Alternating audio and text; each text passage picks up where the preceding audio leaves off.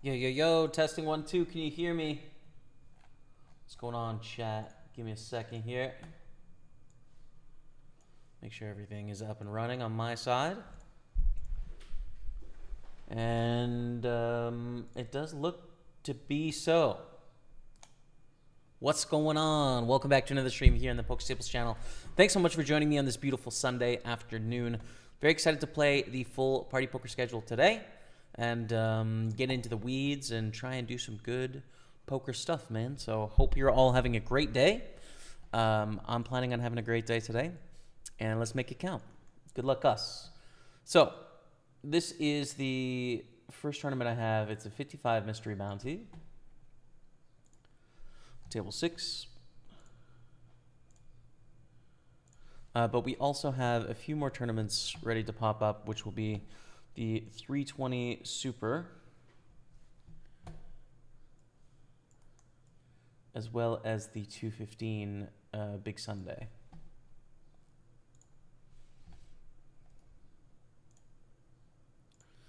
Put that in gold for the mystery bounty.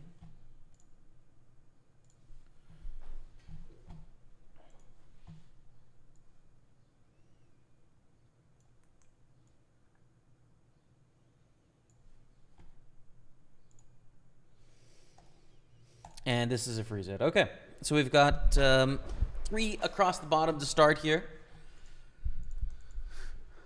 As we're going to fold the 9-10. We actually have a few more tournaments that we can hop into right away as well. The 25-pound Party Poker Tour Path, 10 packages guaranteed to Glasgow tonight. So I'm going to get in there, and this will be orange for satellite. Okay. Okay. What's going on, B-Car?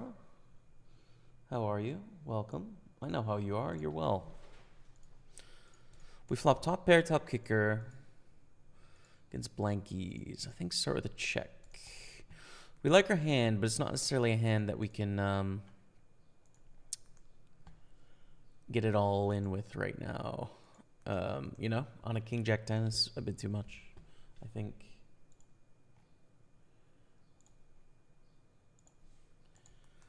Okay, table 1, we've got the satellite going on as well, so 4 tables to start. Get a squeeze, but it's far too small. So this is a pretty straightforward, like just try and flop something big kind of spot. And we flop big-ish. I am going to try and bluff when it checks to us here with the gutter and the flush draw. And I am going to continue our bluff as well against Pip. Pip could just have like top set of kings here. End up having queens, but I think we have a good hand to bluff. You know, it's one of the rare hands that we're going to have that wants to double barrel bluff here, so. And we're out, and we'll re-enter. Good luck today. How did the 500 mystery bounty go at Playground yesterday? I almost played it, but I donated 3 bullets in the 1K main. Decided that was enough. Yeah, fair enough, man. Fair enough. I played a GG, by the way, obviously. Played a $500 mystery bounty last night, chat, as did Rebecca. Oh, Lord Tupperware, 33-month resub, gets the love of the chat for your boy, Lord Tupperware. Thanks so much, man. Appreciate you. Hope you're well. Welcome. So, yeah, not a lot happened. Like, I registered this mystery bounty, and I started with, I guess, 30 blinds, but, like, I just didn't have any hands forever. I don't even think I saw a flop until my last hand. Like, I opened one hand in the cutoff, and then I got a 3-bet out of the big blind from a younger guy, and I folded king-queen offsuit, which is, like, a little too tight, theoretically, but probably not getting bluffed very much, so fine. And then my rest of the time at the table, I reshoved ace-queen suited when I had 20 blinds, and that got through. I doubled up with queens against 4s. And then I busted flopping top pair with like 6 blinds. So really just kind of nothing happened in the tournament for me. It was just like an exercise in patience. I was pretty surprised actually with the play I saw at the table. It was like almost every hand people were making pretty big mistakes, I thought, which was surprising to me, I guess, you know? I would say definitely the strength of play was weaker in that tournament than what I see on the Party Poker Tour. In that, yeah, like people were just making big errors, big theoretical errors, you know? As to whether they were actually errors, well, it depends what their reads were, etc. But like reshoving way too wide, calling off 3-bets way too wide, 4-betting far too wide.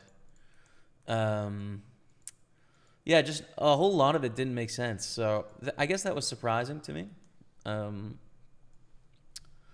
But I will say that being in an environment where people are having conversations and making jokes and stuff made me very nostalgic for that experience of Playground, you know? It's very different than the Party Poker Tour, playing at Playground and in Canada.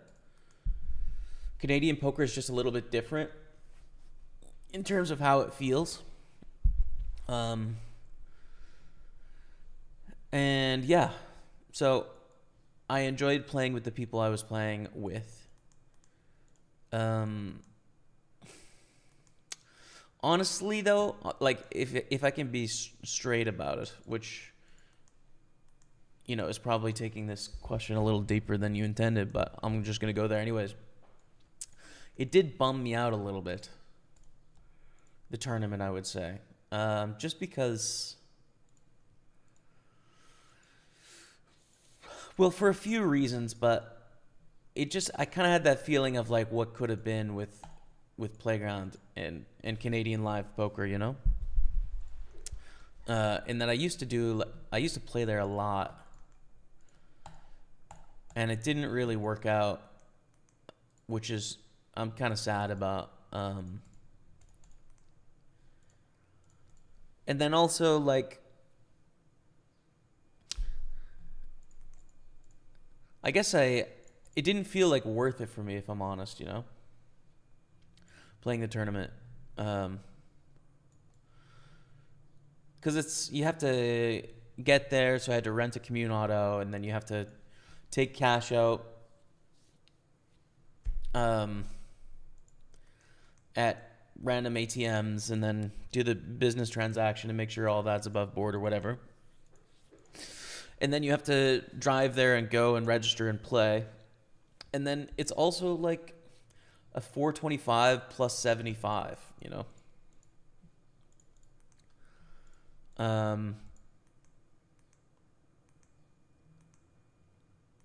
And, you know, like, it just doesn't have the same, it doesn't have the thrill that I would have had for it like 10 years ago, you know what I mean?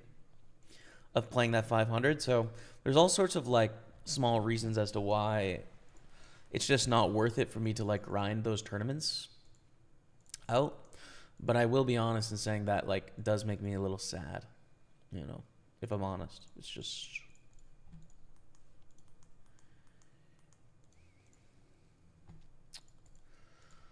and I wish it did make sense, you know? I wish, like, the problem is in that structure, and you also play until like 7 or 8 in the morning. Like, you play super, super late. You know, how much money are you making an hour? Not a lot. Like, really not a lot, if you're making any, based on a $75 rake. So it has to be for the love of the game. And I do love the game, but I've loved the game for a long time, you know?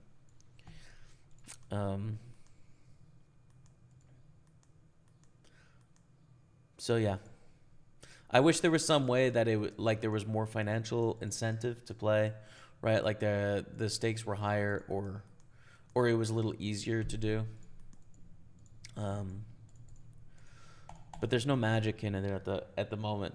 That sort of size of tournament in that environment, you know, which is not how I feel about the Party Poker Tour, right? Like, I'm having a great time there, and it feels like summer camp sort of social engagement, meeting a bunch of people for the first time and or re-seeing people.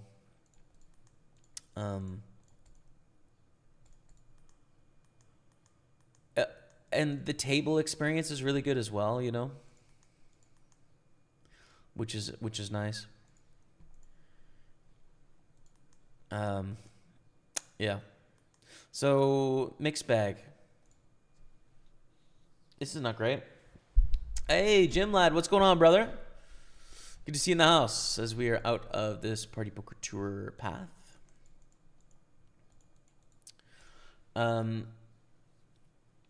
Good to see you, man. What's going on? PGD.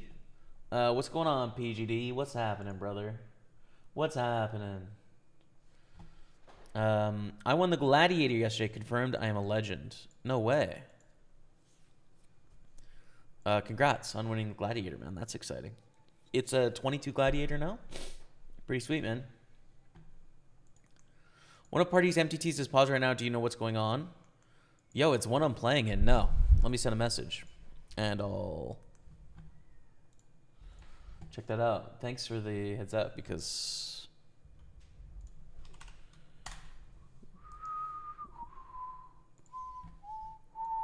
I didn't have my Discord open, which is a bit crazy.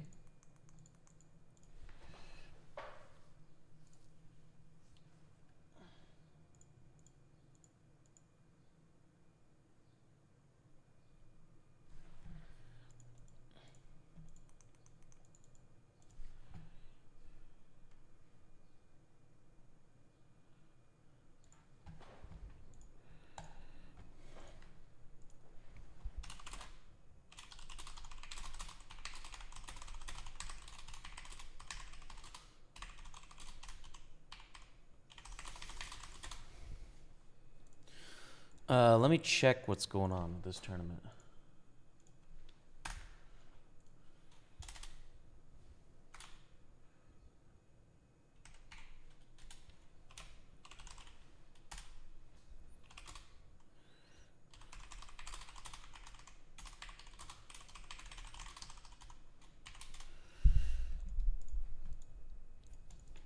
All right.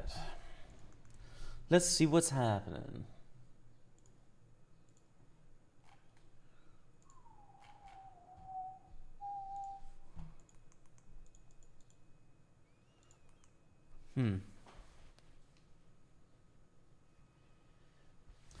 What do we do with this king now? So I think flat in position is good.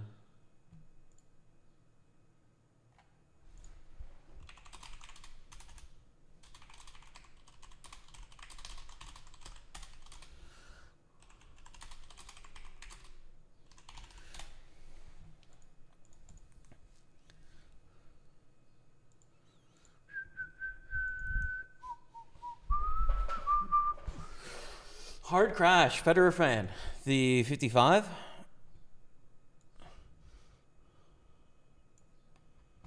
Yeah, I don't know what's going on with the 55, but I will let you know when I know. Call again here with our flush draw on king high. Our king high beats some bluffs, not many, but a few. Probably not worth bluffing. We could bluff king queen, king jack, king 10 for what it's worth. But those hands don't always double barrel, I would say, as well. It's not a big enough part of their range to want to bluff king 9 there. So anyways, good luck at the big Sunday. When you see the sun, you see me. Good luck, good luck. What's up, Jan Hansen? All right, let's go, dude.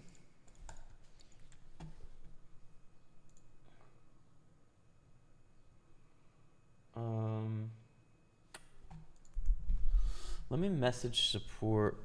Oh, no, we're back up and running. Okay, sweet. We're back up and running in the 55. Good stuff.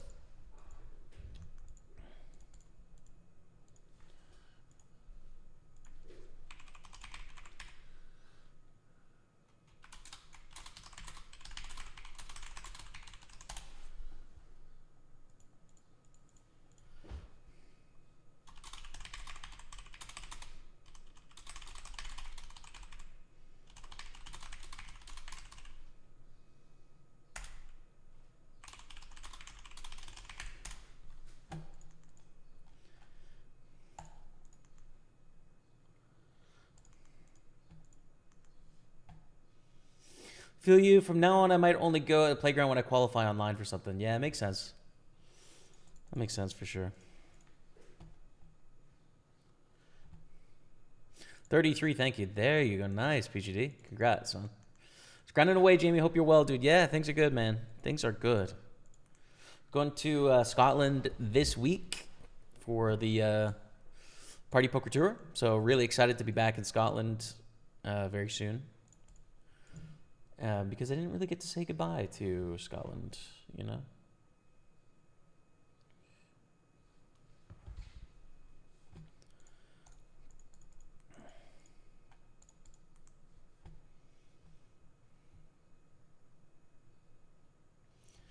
Wow, Jan Hansen on YouTube and Facebook. Jan, are you also on Twitch, man?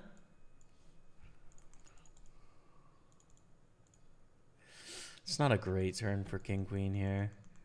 The 6 is kind of a nothing card, but again, we're probably just going to get called and lose here, I think. Pedro Alex, what's going on? Lose to a flush.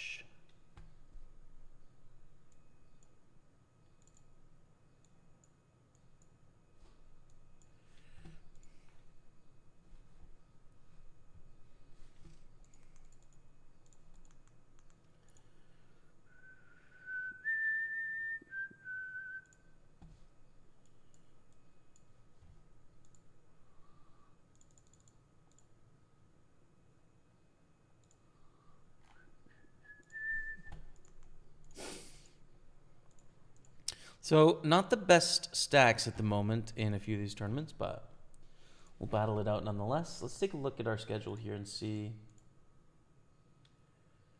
Super 215. Let's get that one. Ooh, and there's the Glasgow High Roller Satellite. 25 pounds, and there's 1 minute left to reg, so we don't want to miss that. Because we will be playing the High Roller in Glasgow. Hey, Asif, what's going on, brother? What's going on, Asif? 2 seats guaranteed to the 1K, I think. Oh, phase 2 in 2 seats guaranteed to the 1K. The second phase starts at 2 o'clock. Okay, nice. And just like that, Ace King, bro. Now's the time, Kevin. Now is the time, man. Rolling.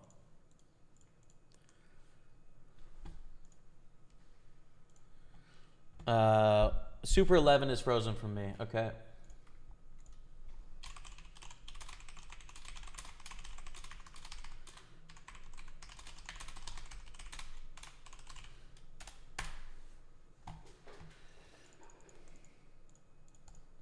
Let me check on that, Federer fan. What's going on?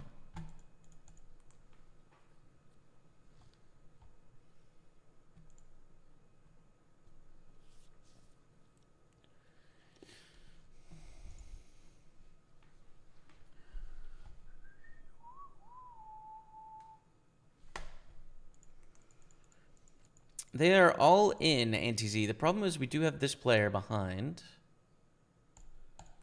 I think fold here. Hi, bro. What's up? Elbeg Bayar from Mongolia. What's going on, brother?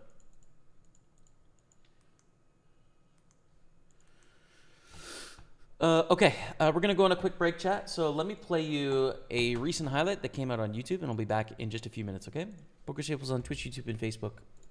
Stay with me. So 13 players is when the mystery bounties will begin, and also 13 are paid because it just missed the guarantee today.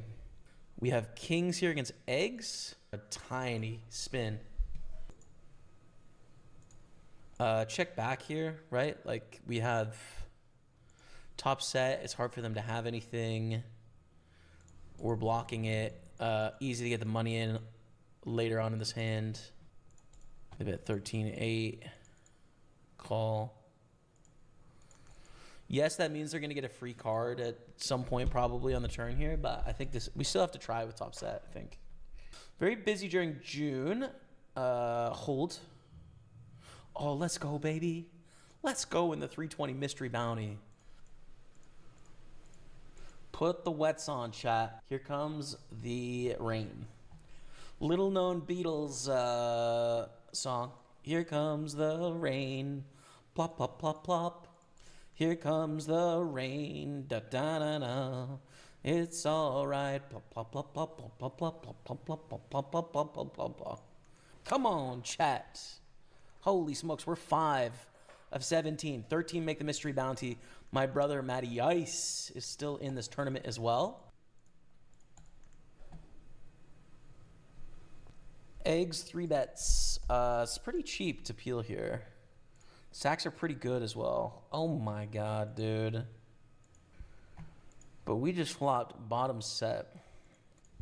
I think we want to check raise out of position here. Like a good spot to be like, yo, what's up? And hopefully they just have kings. You know, it'd be great. Or aces or queens.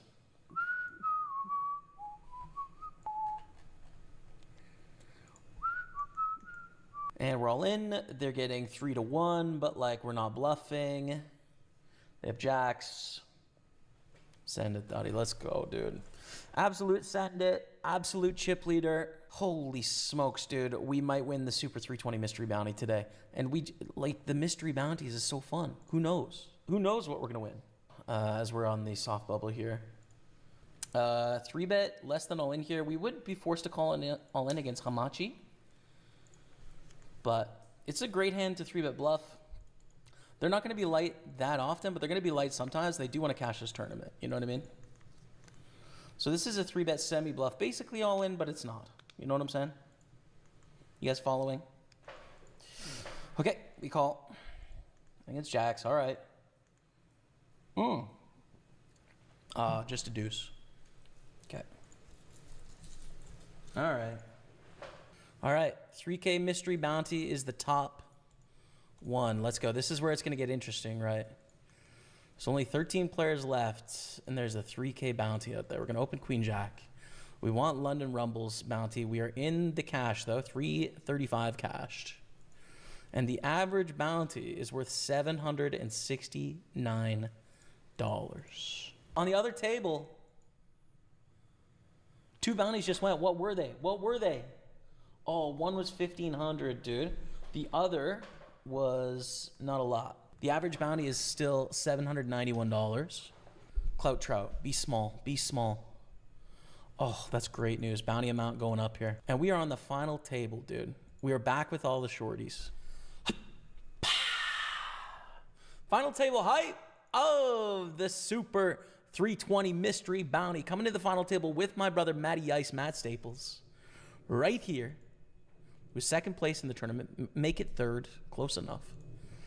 And the average bounty in the tournament is $851. This is going to be so fun. Matt is all in for gazillies. We fold. Damn. Okay, be a small bounty, dude. London Rumble, be a small bounty. Matt wins it. Keep the big one on the table. Be small. Yes! It's a min bounty, baby. Average bounty is now $939. Oh my God. That's crazy. Flopping the goods. And we get a $125 bounty in the Super 215. That's 175 in bounties now. Is pretty epic. Owl's bounty is in play this hand. Is someone going to win it? Or are they going to double up? Ace Jack 10s 8s. We want all the bounties to stay, basically, and people to get short.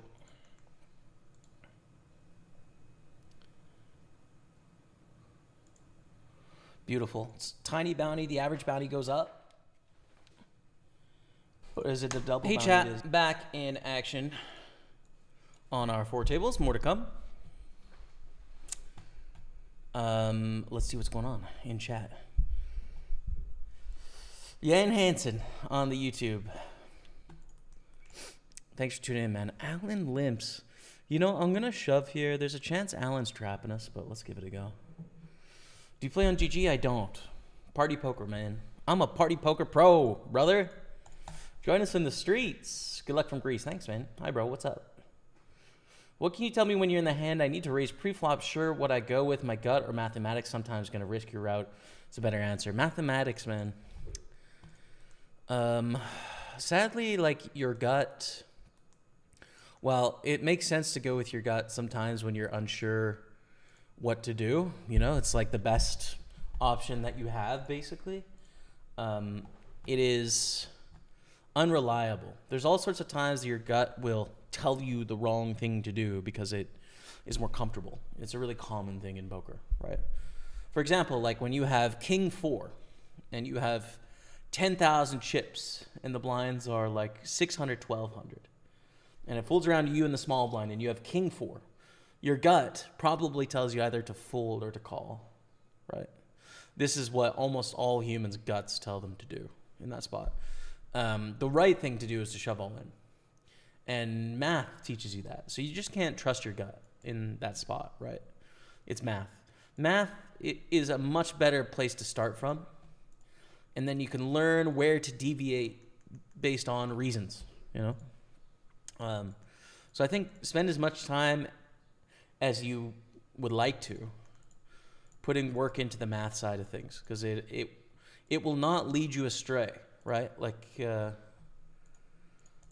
you might lose some to really elite players that are going to be able to do things exceptional above and beyond math, but it's a pretty good starting place, I'd say. So hope that helps, man.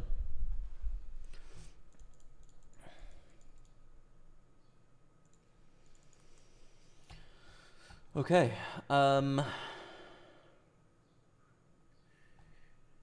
You won't be far from me in Glasgow, as I live just outside of Glasgow in a town called Hamilton. Beautiful, Jim lad. Are you coming to play poker? You are, right? Are you coming? I'm trying to think if I have the right person.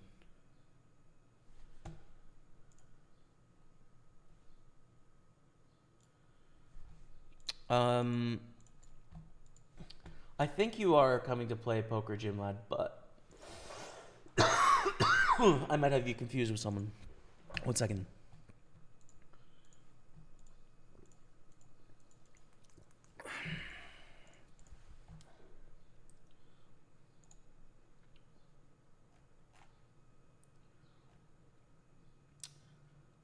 The Highlander, 1740. I don't think that's you, right? The Highlander's coming to Glasgow. I don't know about you, though. I hope you do. It'll be fun. Used to follow you back since the beginning here on YouTube. Pedro Alex. Yeah, what's up? I remember the name. Now I'm back with another Twitch account. Used to live in Canada from 1990 to 99. 8 Hull, Quebeco beside Ottawa. Now greetings from Portugal at age 39 and grinding every day for the last 20 years online. All the best to you. Thanks so much, man. 1990 to 99, 8 Hull, Quebeco beside Ottawa. I don't know what that means, but I think it's a typo. At Hull, Quebec besides Ottawa. Ah, okay. Now I see. Perfect, man. Beautiful. I've never been to Hull, but Ottawa's, 2 hours away, so it was pretty close. Special place, pretty special place.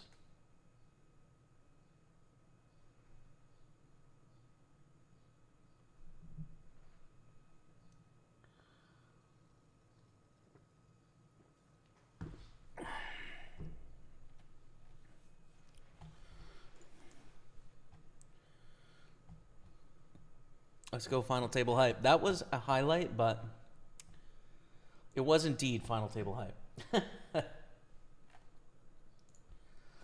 Okay, so let's see. Super 215. We're going to register that one now. Get that on table 1.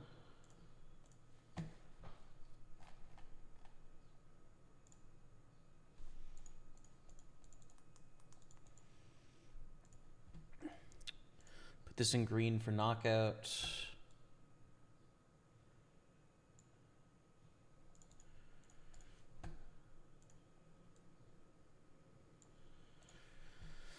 There we go. Heads up against Barry Sweet. Against Barry Sweet. Thanks for the good luck, AC Knight. 5's pretty bad. We want to continue some, but we have so many choices of hands to continue bluffing with. 6x is going to be better. Hard is going to be better. Bunch of stuff like that that is going to be options. And we have a ton of options, right? 4x is going to be better with the open ender. So, yeah. And an overbet, and we fold.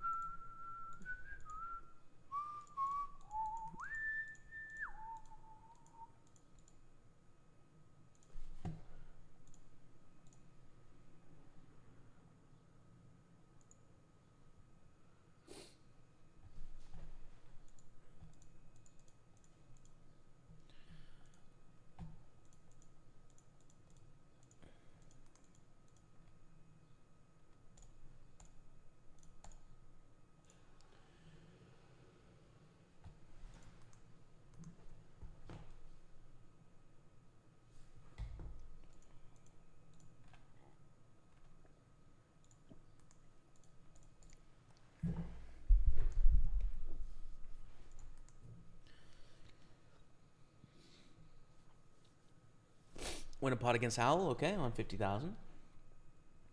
No problem, Steven. Anytime, man. My last night of work for the next 3 weeks got a love 4 on 4 off pattern. Can you guess what I shall be doing from 1 week tomorrow? Correct. Traveling to Glasgow to kick some Canadian butts. Bring it, Steve. Bring it, bro. I'm ready for you, man. I'm ready for you.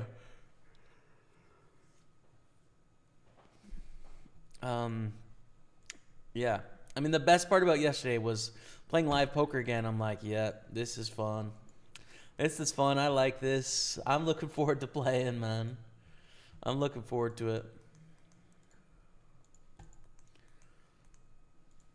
Getting some reps in, you know? Trying to build up some stacks.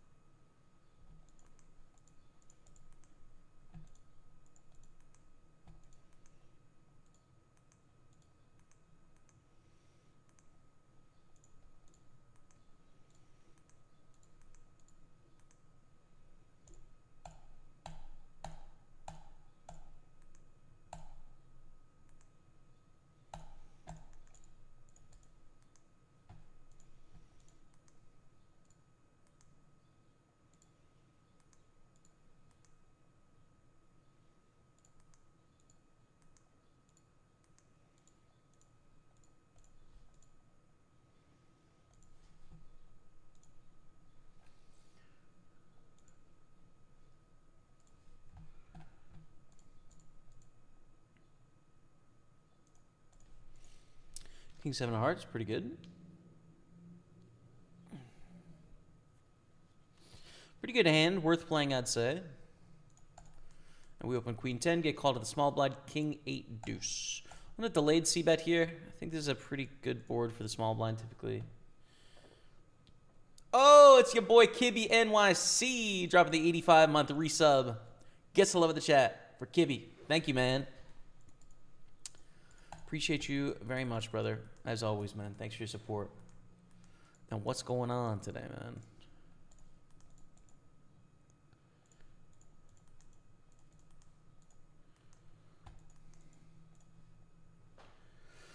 man?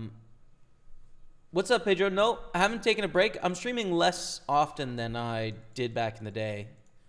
But I've been here. I've been playing some live events this year too, so those are sort of periods away from the stream as well. But we're still streaming.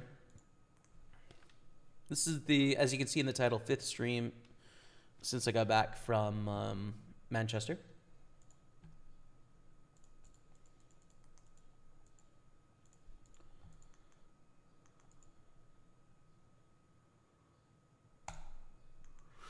Ace Jack against 8s in the mystery bounty. Boom.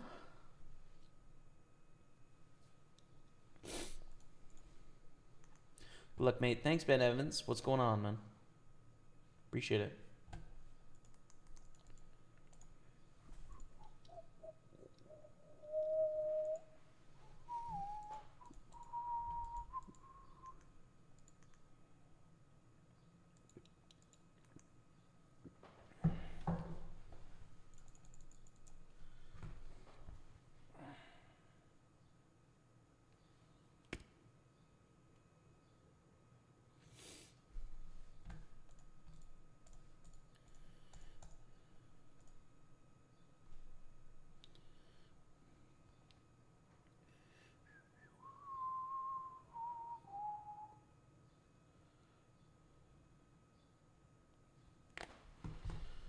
Hey, always spooling. What's going on? Always spooling. I don't know why your name is listed that way on YouTube, but I kind of like it. It's just doubled up. I like it.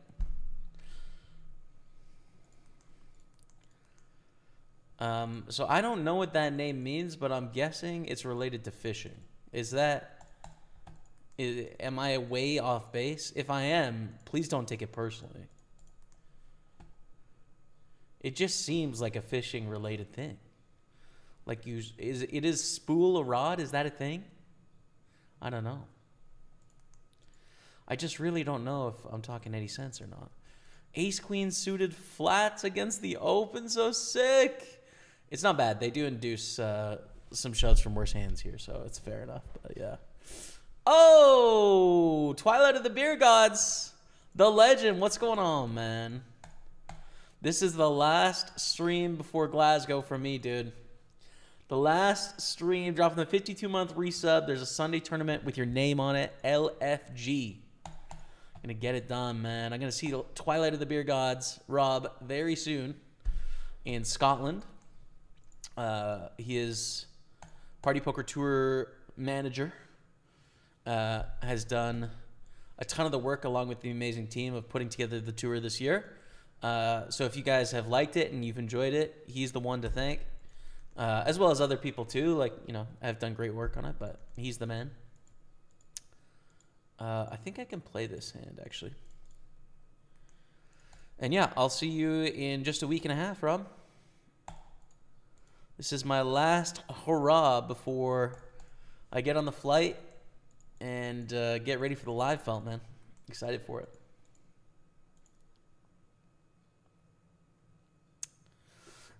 I'm not going to check raise Jack 8. You could. But I think just call with top pair is fine, considering our kicker is not very interesting.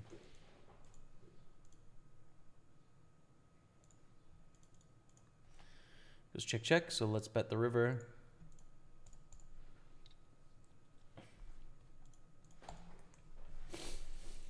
And we went. Did we get called there? We did by 5, 6. Okay, nice.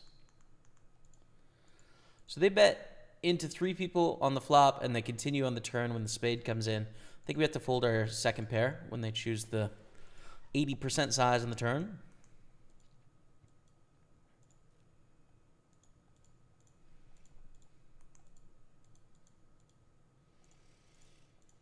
And we flop an open under.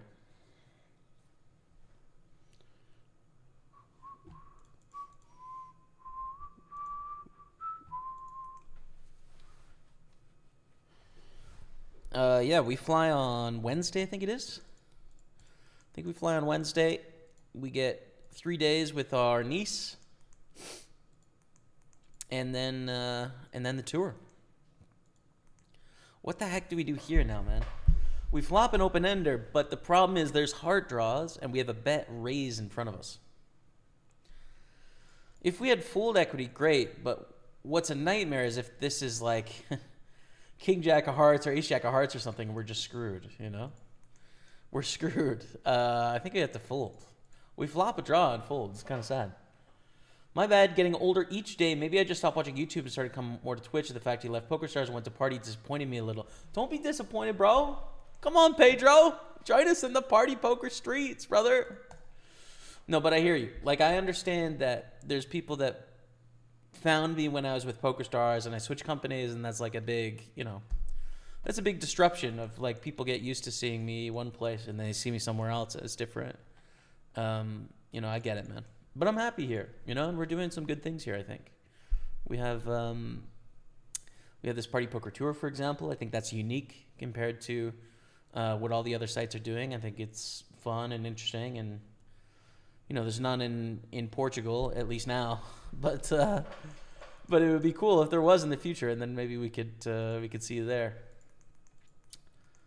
You know, I think what we do well, man. Pedro Alex. But I hear you, brother, you know? I understand. I can't be for everyone. Do I want to call here? No, I don't think so. It sucks to fold ace-10 suited pre-flop, but I think it's a little too strong.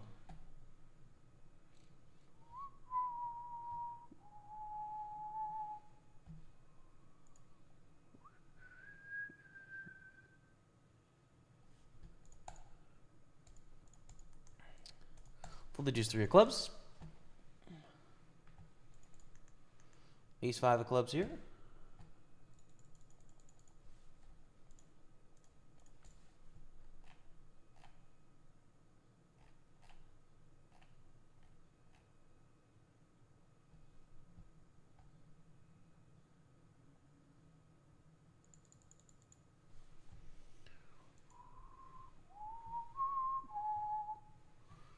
What do you think of Corey airing vlogs?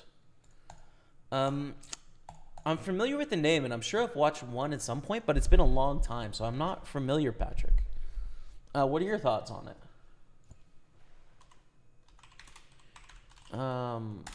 Let's see.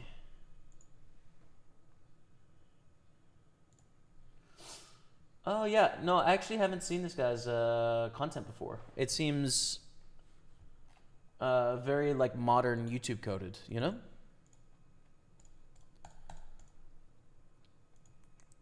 Ace Queen offsuit. Wow. It's actually a pretty awkward hand here. We're going to call. Twilight of the Beer Gods. A B card's a fish for what it's worth. Wow. Wow, PGD. Not long. Looking forward to seeing you both. Yeah, man. Me too. I'm excited. We're going to call it 9-10 here. Check. Check here. We got some practice on the live poker front yesterday, man. We got some practice.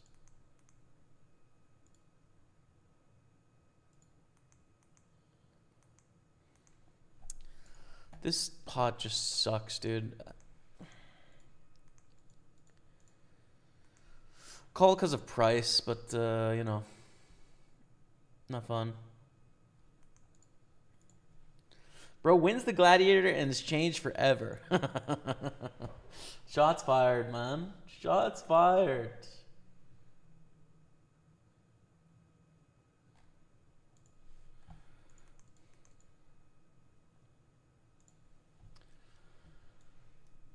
You haven't won a 1K package yet. Boom. There it is. Get your package winning going, man. Get your package going, dude. Don't take that out of context.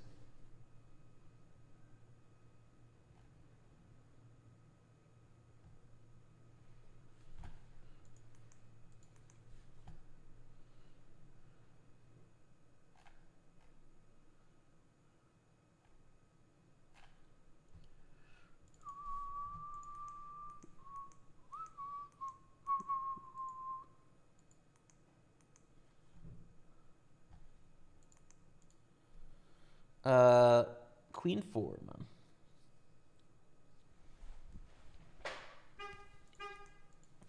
Pretty bad. And when it's a 2.5x open, I think we can just get away folding. Get away with folding, I should say. Get away from the hand as well. Both of those work. Those are both things. That makes some sense.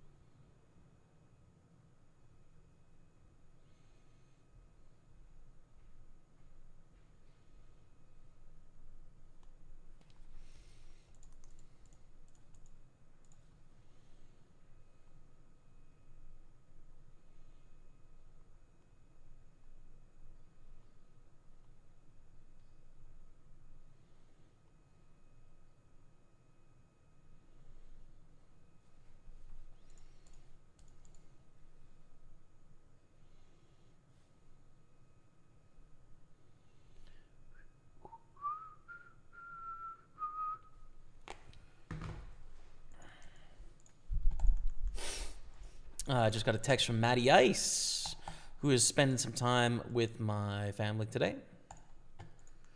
They are all going to be together today, except for me, man. Sad vibes. But I'm a 4-hour flight away from the rest of them, so, you know. Hey, Jamie. Hope all is well. Go Leafs Go 1919. What's going on, man? Yeah, things are good. What do you think your chances are this year for the Go Leafs Go, man? Hello, what's up, Un on Facebook? Welcome. I guess UYNHKHEC. I'm assuming that's Mongolian name. I don't really know how to say it, but you can let me know, and I will try my best. We ride with you until the wheels fall off, whatever company. Thanks, man. I'm gonna try and keep the wheels on. That's funny. Because the wheels, you never know. The wheels could come off. But I appreciate your support, man. Thank you. Thank you. If it wasn't for you being part of the Party Poker Pros, I'd never be able to tick off playing in a live tournament from my bucket list. So I have you to thank for that. Let's go, man. Let's go. It's going to be fun. I'm looking forward to seeing you, Steve.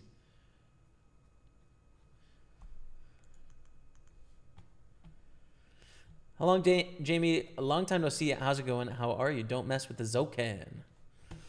Doing well, man. Yeah, doing well. Enjoying the summer. It kind of feels like the last days of summer for me because I'm heading off to Glasgow, even though there's a month left. You know, it just feels like it's got that feeling to it, basically, in my mind. So yeah, man. I'm well. How about yourself? What's going on with you?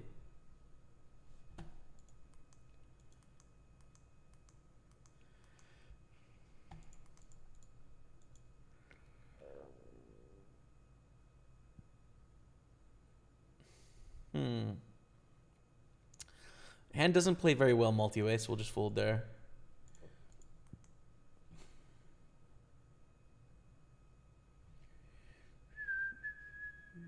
He's my favorite vlogger, Jamie. I never thought he'd make it as a pro. Now he's earned 90,000 in total. This is your Corey Airing guy. That's cool, man. Congrats to him. That's exciting. His game has improved tons. That's good, dude. Is he a Vegas pro? Lives in Las Vegas. I saw a lot of the thumbnails were like World Series of Poker related stuff.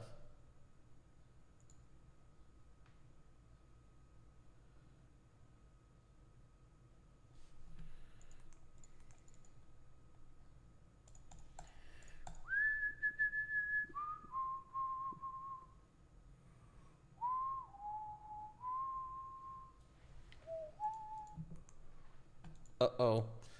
Not a good flop for eights. Now, do we want to pretend we've got something else here? Honestly, don't mind starting to bluff in this spot. We have 3 to a straight flush. It's the low end. But also, we're really going to struggle to win a showdown, and we could probably get a lot of better hands to fold, that being 9x and 10x. Maybe not on one street, but multiple streets, though, you know? So I was planning to unleash some barrels there, but thankfully it only takes 1 bet, which is good for me.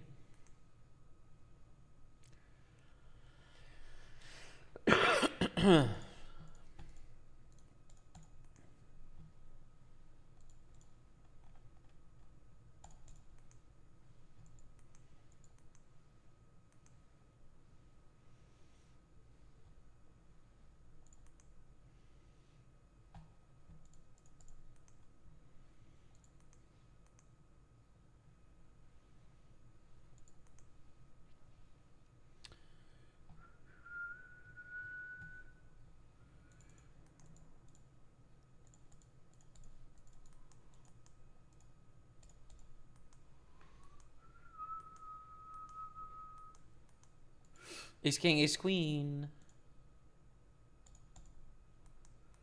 Holds. Let's go. Double it up there. We also make a straight against a Pina. So we chip up there. All right. Now we're starting to move in the right direction in a few of these, man. I'll be here from now on. It's sad PokerStars for just Portuguese and Spanish and French, and our 888 for Portugal, Spain, but I found a legit way to play on GG. Saw your Instagram. I'm happy you and Becca are still together. Yeah, man. In love. In love, brother. Forever and always. Cheers, man. Does it take 4 hours to fly across Canada, or is fam on vacation somewhere? It does. Yeah, it does take 4 hours. Even longer, man. Like, there's some flights within Canada that I think are about 5 hours long. Within Canada. But yeah, to fly home, let's see. To fly from Montreal to Calgary flights, which is not the whole way. You'd have to drive 3 hours.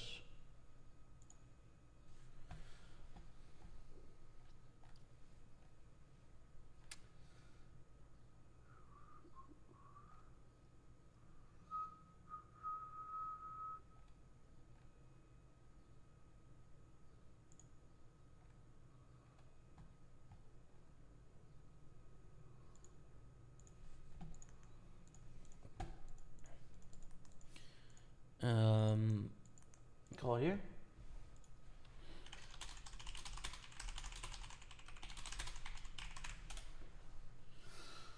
Yeah, 4 hours and 40 minutes, bro.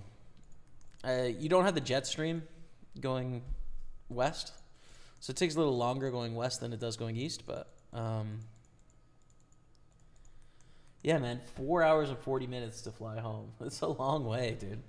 It's only 6 hours to fly to London, so it's kind of honestly similar distance vibes.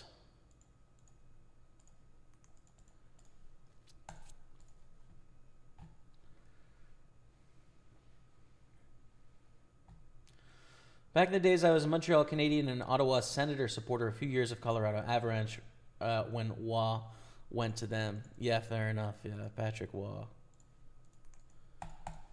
I'm a Habs guy through and through. Very excited for the next season because I feel like we're going to have a chance to win the Cup in the next couple of years. Probably not this year, but like in the next 5 years, we've got a shot, I think so. So let's see. Yeah. Is Matt going to Scotland? He isn't, dude. No. He's got a wedding, family wedding, so unable to make it, dude, which is too bad. But Matt'll be at the next one.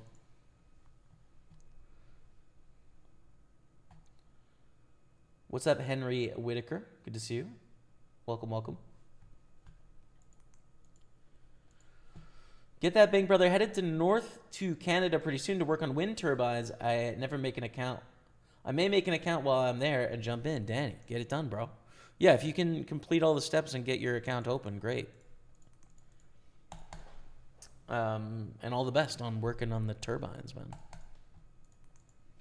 It's a pretty cool job. We had a We had a school course at the Lethbridge College as a technician for wind turbines, which I thought was like a pretty rare course, you know?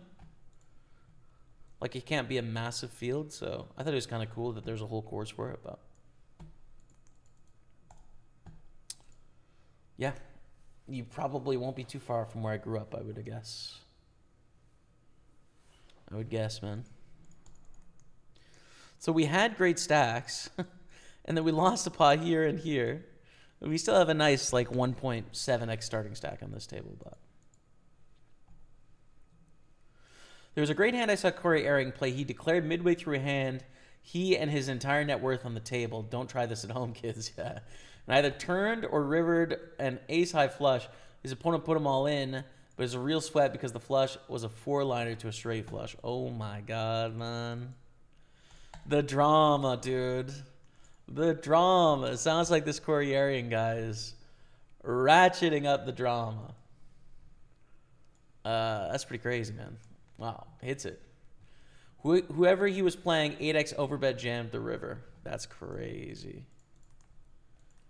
I mean, I fold if I'm him.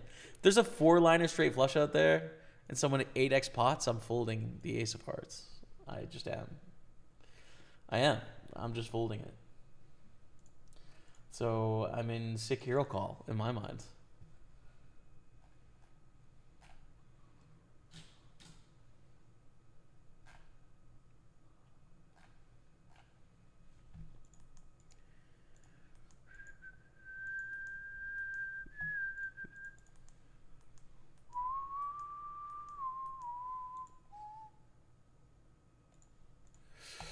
What do we do with the queen nine? Pretty good flop against the button in the small blind. Ranges are very wide. They can have a bunch of different hands here. Chat, guess who I get to see today? A lot of you will know this character of the world. He's an absolute legend of the world. And you guys have seen him. I've streamed with him a lot. Any guesses? He's the person that I've streamed with the most of anyone in the world. That would be Maximus Black. That's probably not true. I think I've streamed with Matt, my brother, a little bit more than Maximus Black. But the second most in the world is Jeff Maximus Black. He is in Montreal. He was invited to the WPT. He started working with WPT recently, and I'm really excited for him because he is... he's just such a talented, good dude. Oh, no. Speaking of straight flush, I need one. Rip. Try again. So I'm excited, like, you know, some company sort of gave a chance to him and brought him into the fold, you know? So it's exciting that he's doing some stuff with WPT. Excited that he is here in Montreal. And I get to see him tonight, man. Catch up, dude. Talk shop, of course, you know. It's just nice that he's back in poker. He's doing work, man. So I'm really pumped to see him. I'll let him know you say hi, chat, okay? He's you know, he's been doing a lot of GTA, right? GTA has been his main, and then sim racing as well. For quite a while. But it's nice that he's got some poker content going as well, man. It's good stuff.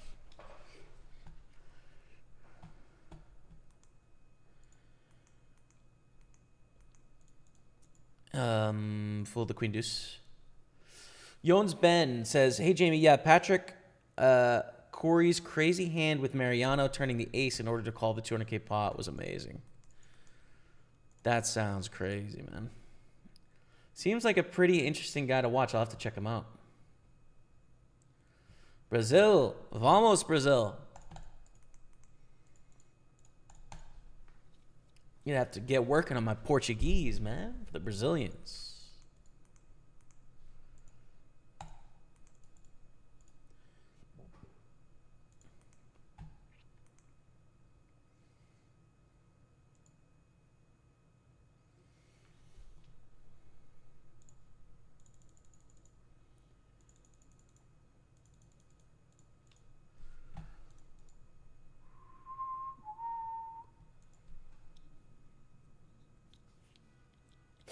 Hold. Let's go. 2 million chips coming our way. We have doubled up in the big Sunday, which is one of my favorite tournaments. I just tend to do fairly well in this one, I think so.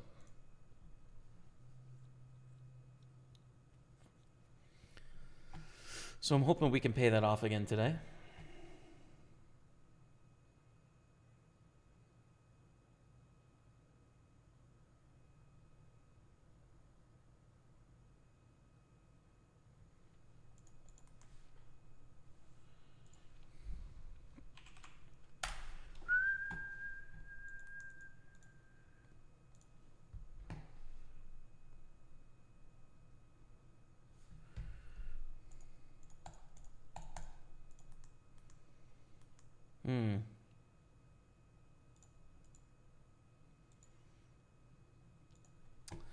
Kind of owned with being in the middle here, but whatever. It's fine.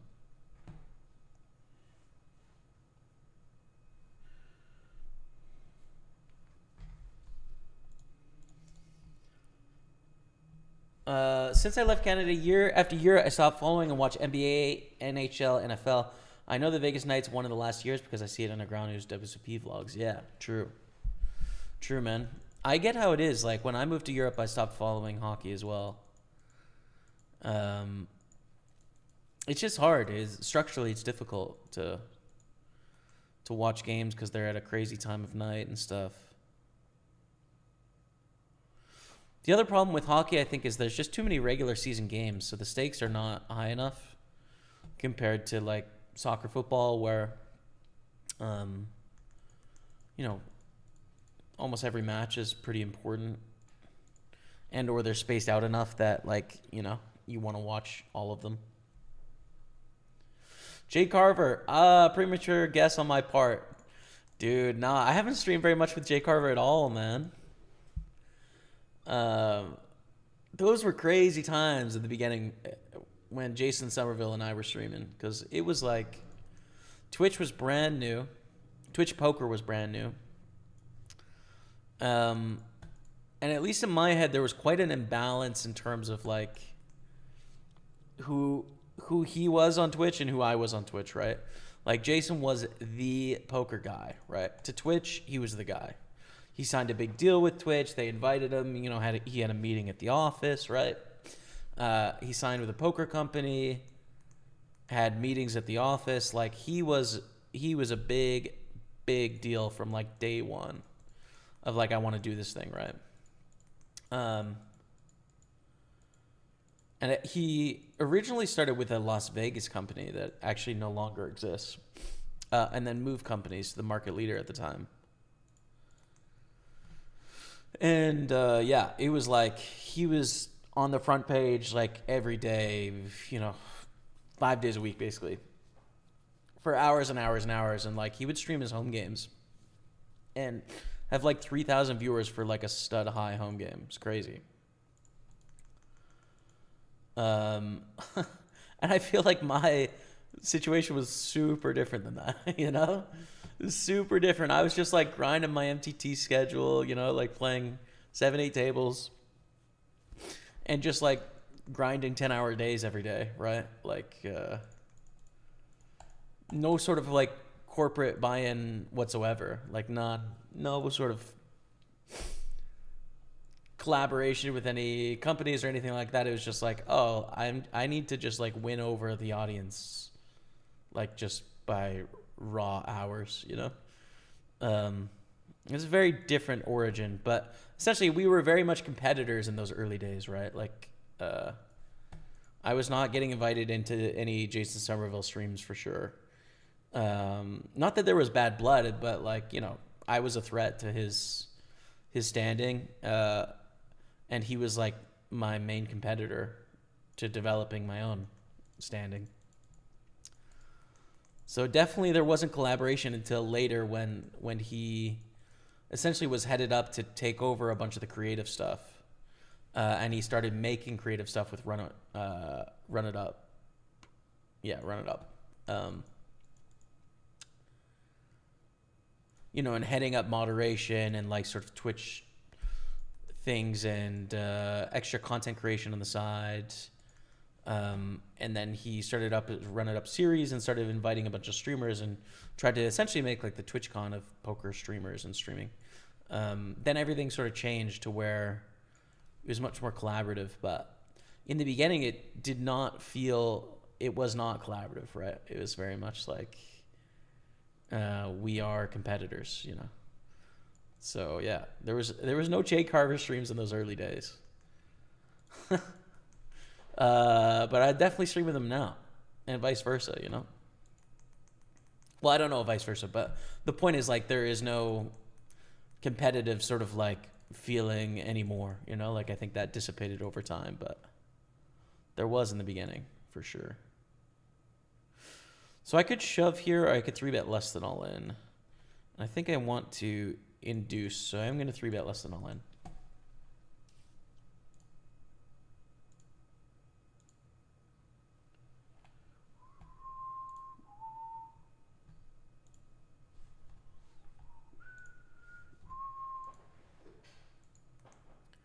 And we take it down.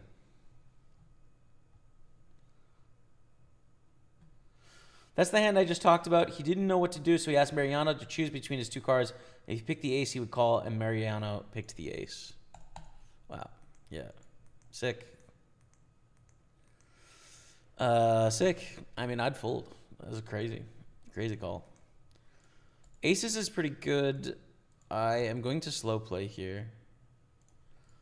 Thing is, like, 3-betting against this stack size, they're just going to fold a lot to the 3-bet effectively all in.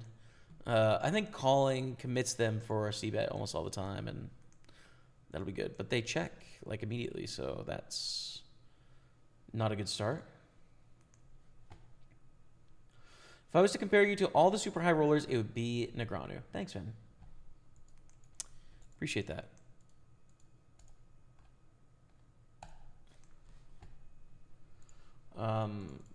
You know, he's an absolute legend, so. I find I disagree with him a lot nowadays, but about like non-poker stuff, you know.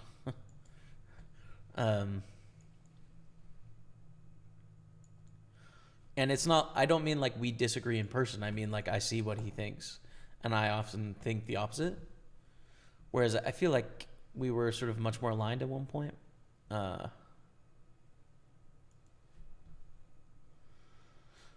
That said, forever and always, the poker legend, you know? And still doing it at the biggest levels. Decades on from when he began.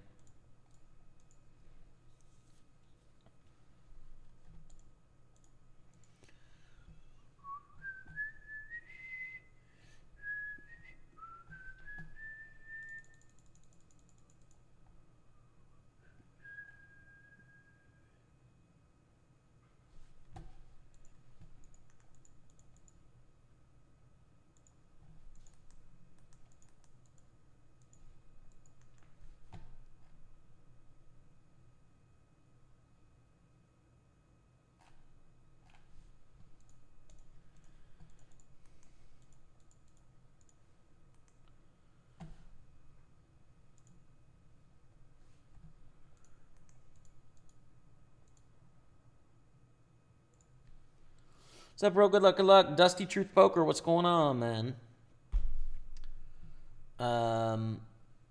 You know, just grinding it out, man. Hanging out. Grinding it out on the party poker tables with 2.5 stacks, 1.8 stacks, 1.6 stacks. And we still have the Sunday party to play as well. Looks like we got some Glasgow satellites as well. And I gotta pee, but it's only 9 minutes till break, so that's great.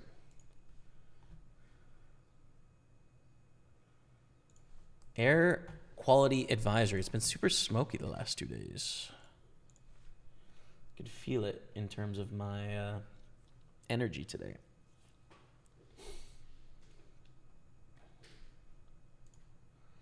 Definitely can feel it.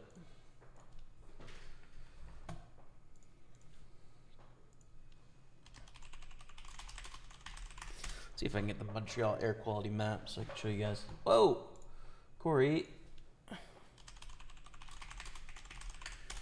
The editing is so modern, YouTube coded. It's funny.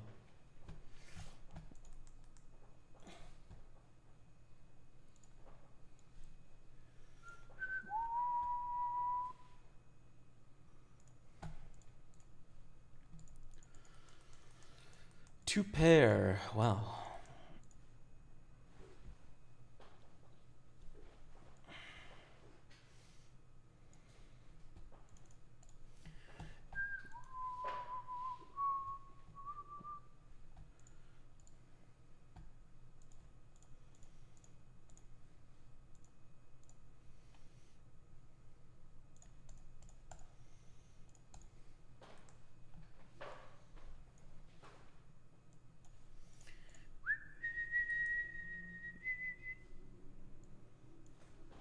All right, there we go. Ship it. 109,000. We get a $50 bounty. That's beautiful stuff. Here's the air quality map. This is Montreal. You guys know Montreal is an island? It's true. And I live down here. This little neighborhood called St. Henry. So yeah, it's not great today. It's not very good.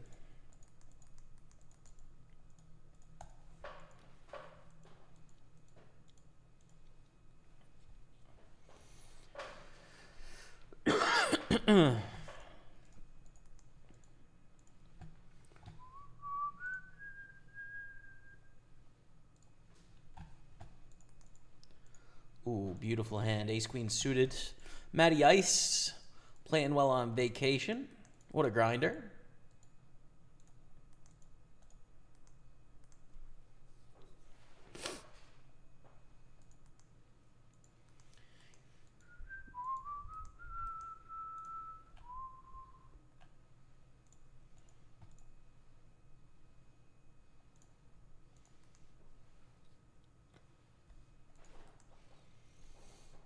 OMG, what's up, Seng Chun Jun on YouTube? What's going on, my friend? We hold. A lot of ways to shop that. 9x, diamond, 4 we would have lost.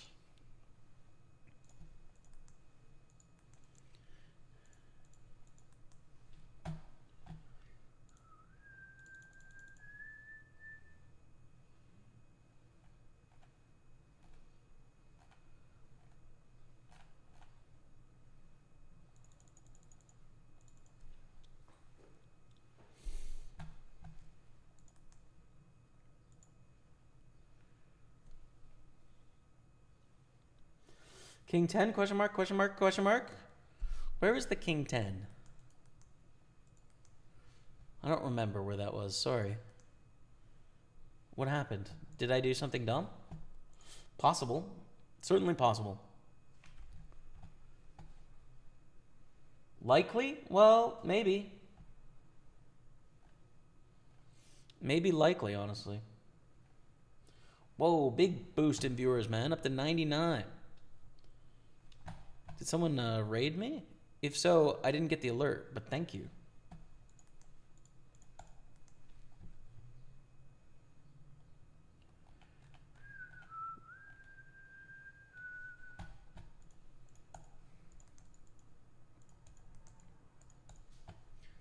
I want to see you take down this 300 mine with the Doyle Brunson, the 10 deuce, eh?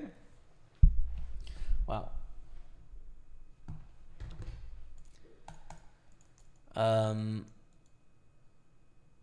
Okay. I mean, that's a big ask, if I'm honest with you. That is a big ask, but I can try.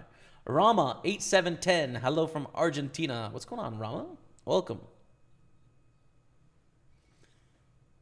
Welcome, welcome, welcome. Thanks for being here. We've got 4 tournaments on the go, a 320, a 215, a 215, and a 55.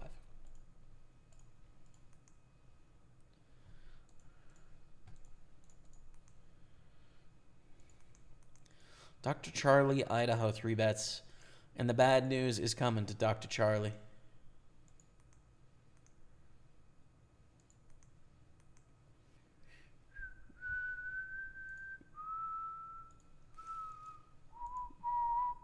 All right. Well, this is a huge pot. Good luck to us. Ace, king, jacks. That's not the lineup you want. All right. We're knocked down a little bit. 737 here. Dang it, man. That sucks. We're still alive. You know, it's not the end of the world. It happens, but definitely not our first choice for outcomes.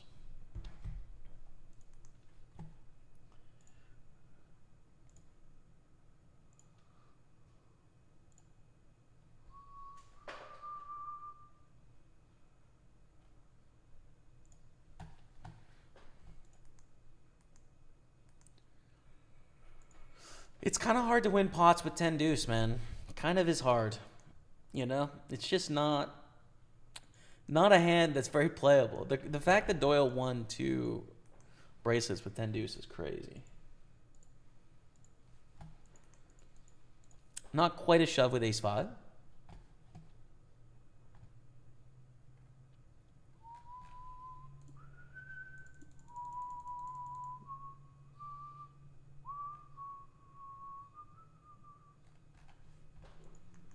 Jack 10 suited, however, I do think is an all-in moment. It's not a great hand, but it has a lot of equity, and we're quite short here.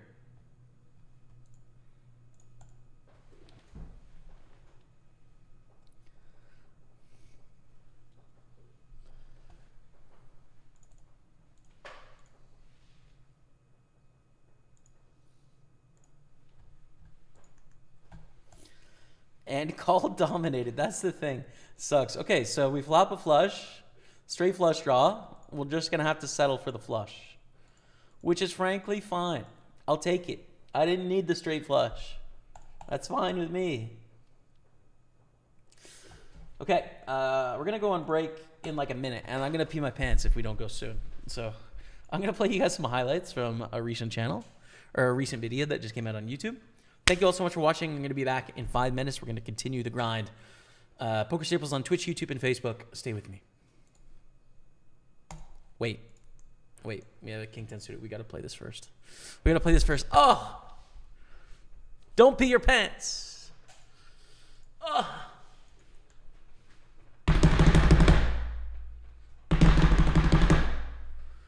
That's me drumming. Oh, we have jacks. The king 10 gets through, but we got to play the jacks now. Oh, God. This is in the 215 super. I know it's messed up because I went to break too early. So you can't even see the title of the tournament, but I have jacks. Very sweet. Ship it. Ship it, very sweet.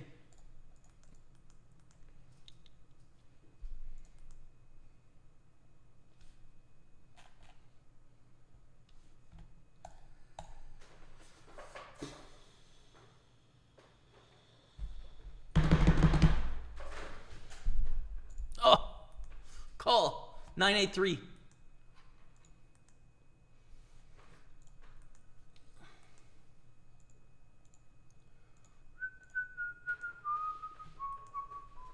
I'll be right back. Stay with me.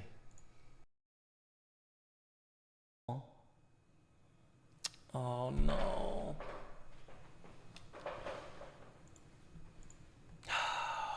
Damn.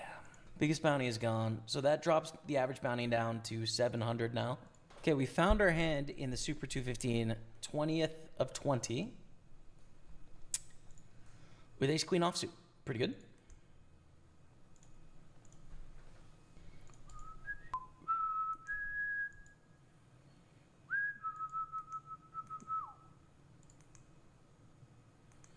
Beautiful. We chip up to 133. And that puts us, like, you know, able to contend on this money bubble now. Yeah, it actually puts us in 11th place. So there's a lot of short stacks. Oh, kings. Oh, my goodness, dude. How are we going to get paid here? We don't cover anyone, but damn, can we get some money here, man? We can get some money here. Scump. Get scumpy with it. Oh, dang it. Scumpa. Oh, scumpy. Okay. Yo, thanks for the resub, Hooligan 420. We got a shot here, man. We do have a shot. Oof. Check raise to 70. Fast play, probably. Seems good. I'm mostly going to be draw related here.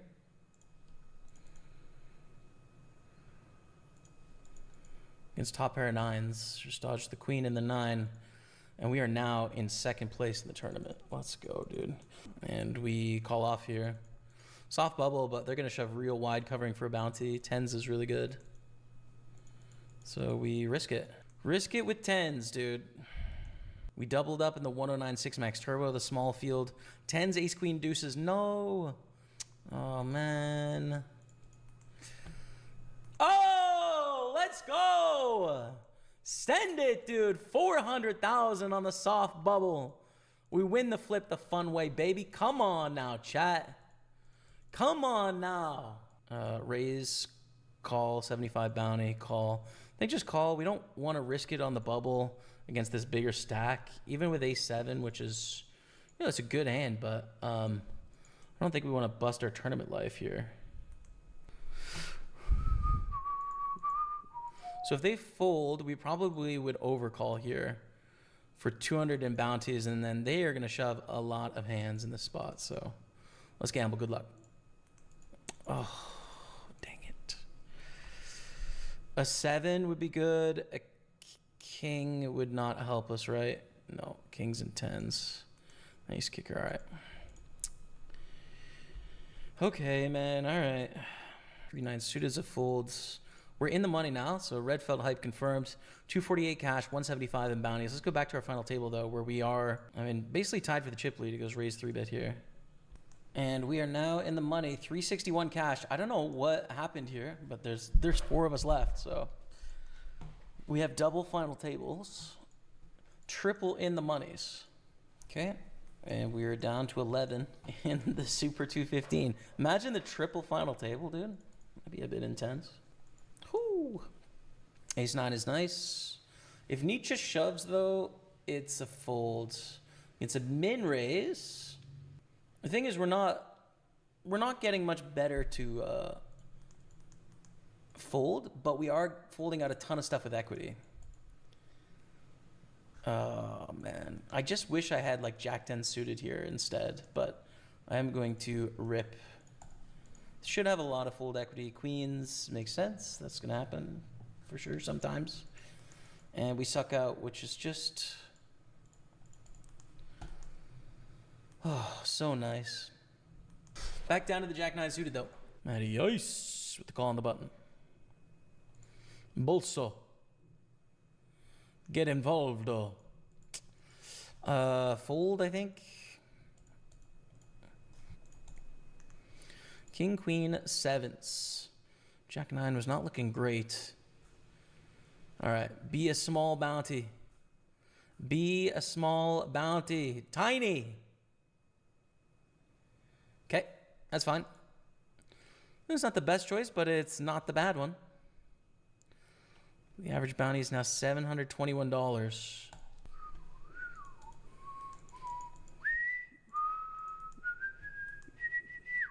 To take the lead, gotta dodge the deuce. Third place for $480. It's a nice. What's going on, chat? We're back. Oh, let's go. Let's go. Just got a drink here. You need a bracelet. I don't, man. I don't.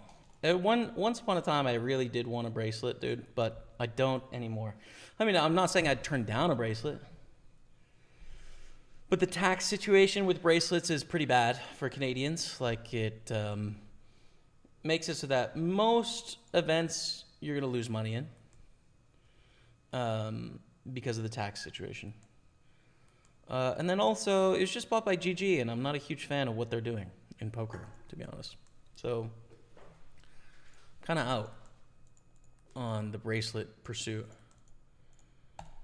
You know, if there was a bracelet event in Montreal, would I play it? Yeah, probably, right? But, like, I'm definitely not going to go to extra effort to make it happen anymore, you know? But I'm in a strong minority there. A very small amount of people that feel the same way. In that for most of the world, it is the metric of your success in poker, is the bracelet, right? So, and there's got to be a feeling of forever accomplishment if you win one of those, you know? Like it'd be a pretty special feeling. So I don't mean to degrade the accomplishment from anyone.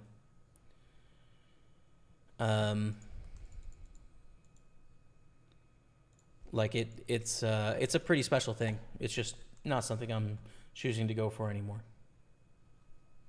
You know?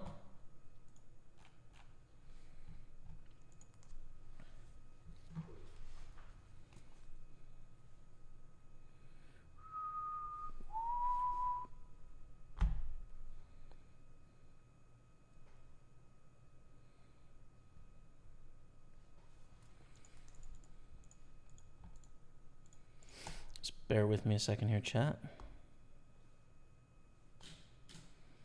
Bear with me just a moment, will ya?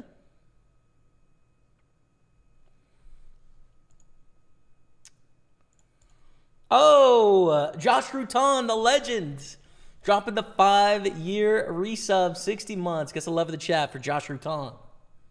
Brother, thank you so much. How are you, man? What's going on? What's happening, man? Win money. I'm trying, man. We do have double stack in the 320, half stack at the 215, triple stack in the super 215. That's good.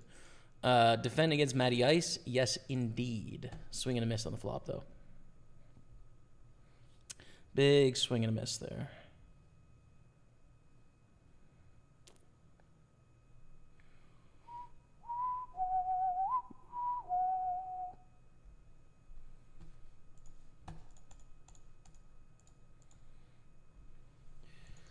And we're going to shove nines.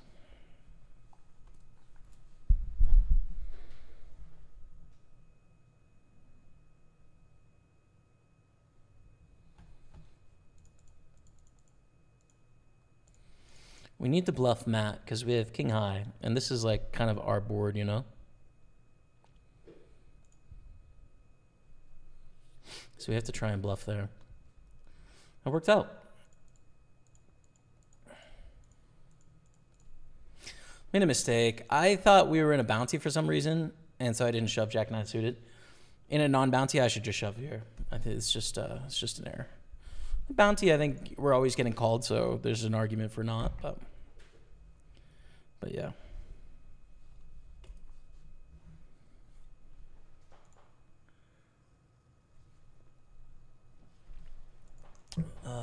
Fold here.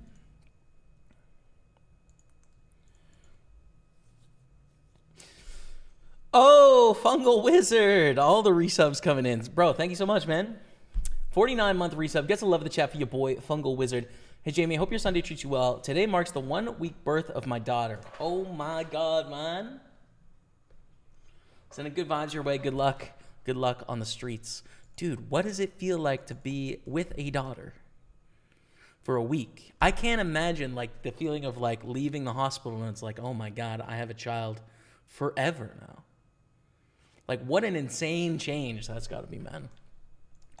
That's got to be just so fulfilling. Congratulations, man. All the best to you and your family. Thank you for the resub, man. Welcome back. I can't imagine.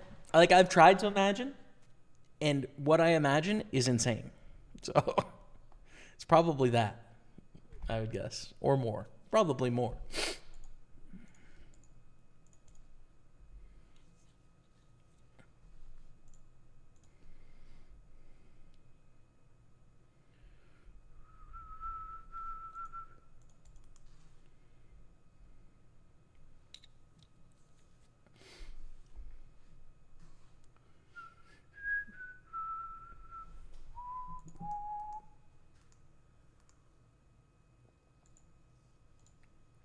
We raise up jacks. This has potential to be great.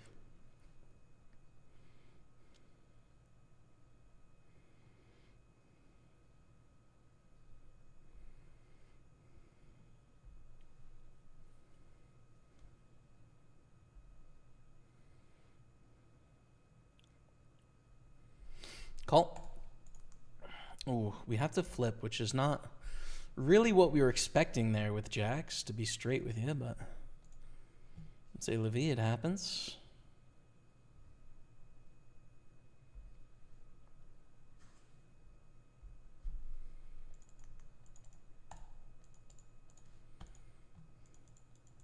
Yeah, thank you, Matt. You beat him up for me, huh? You let him know. Thank you, Matthew Lawrence Pointer, for the good luck, man.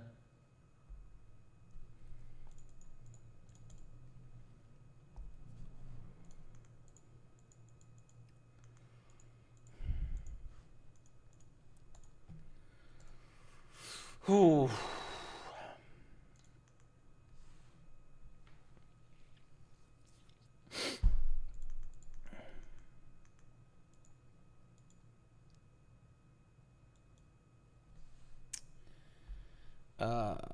I'm gonna fold. That's that one doesn't feel very good.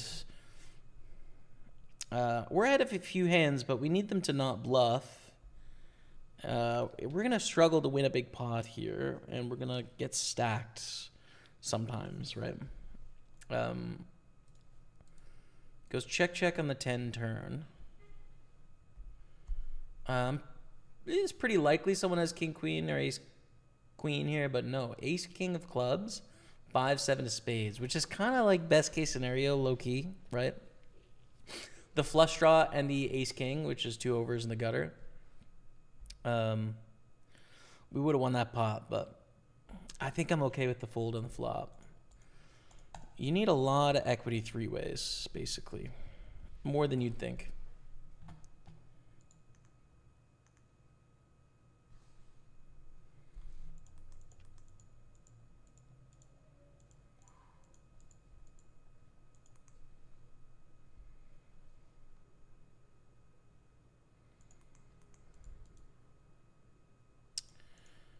Ooh, 5 blinds deep. Definitely can't fold any ace here.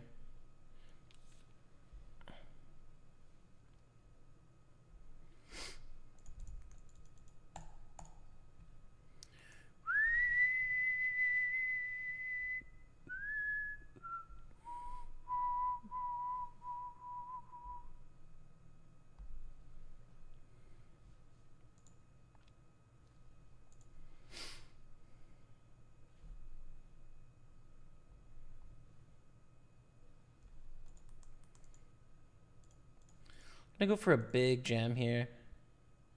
Because, you know, bounties and stuff, right? 9s against ace queen. Oh, heart. We were looking so good, and now we're just so not.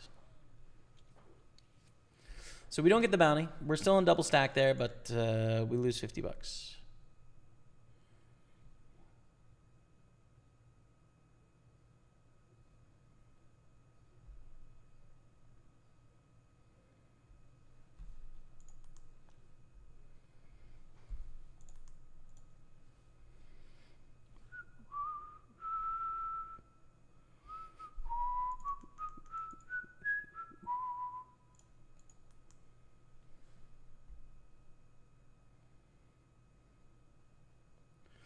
Bro, it's honestly amazing. This is about having a brand new daughter. I was so anxious and nervous before the baby came, but once she was here, everything changed. She's already the best thing to ever happen to me. Yeah, man. I believe that. I believe that. That's just got to be... To have such a drastic change of life where it's like you go as a person and then you come back as a parent, you know? And just like you've got this thing that now consumes like everything that's important, you know, in your life is like right here. I don't know. Like I might be overstating it too. I understand that like parents are people and they have lives and stuff, but I don't know. Like it just seems like such a massive deal, you know.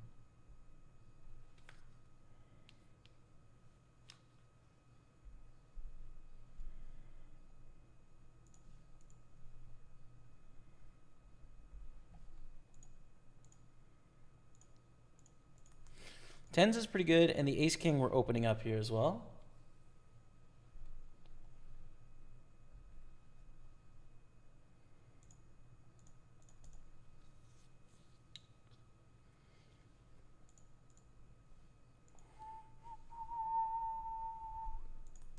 Call.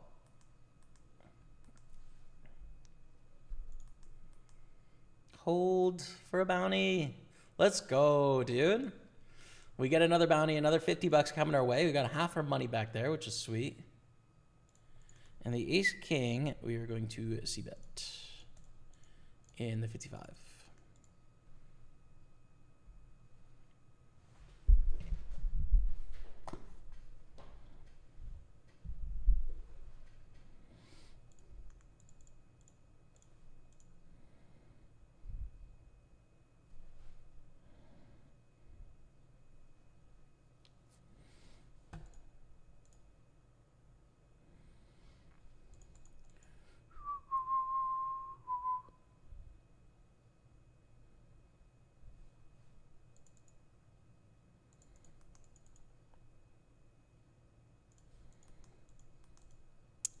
I think we can click one open here.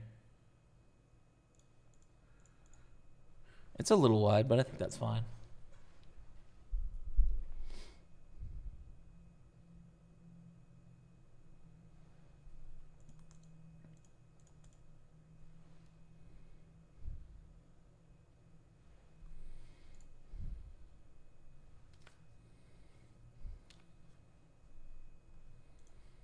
And we flop very well against Very Sweet.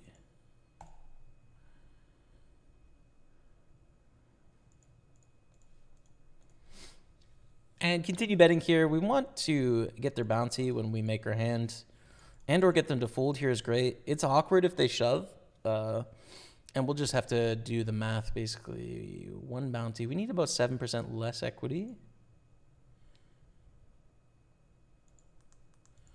But they call, and we should continue our bluff here. We're gonna have a pretty wide value betting range for like every diamond draw possible. We're gonna value bet, but we're also gonna still value bet like straights and strong two pairs and stuff here when there's a bounty in play. So all that to be said, like we have a wide value range. We need some bluffs to go along with it, and our bluffs are gonna be like King X, Jack X, and missed clubs, right? So yeah, I think this is fine. But let's see if it gets through or not. It's not looking so good. Oh, it does. Let's go. Let's go.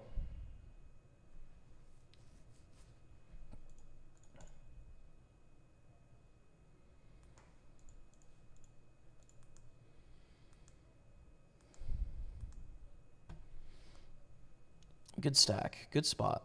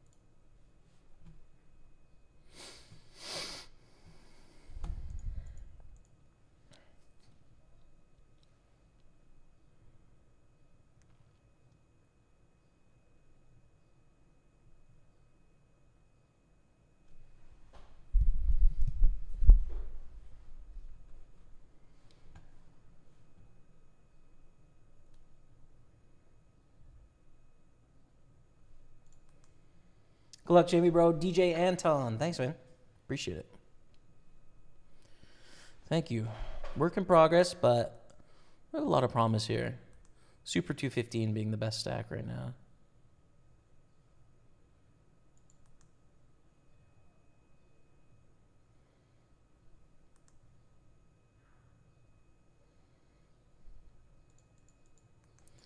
We're going to go all in with the 4s.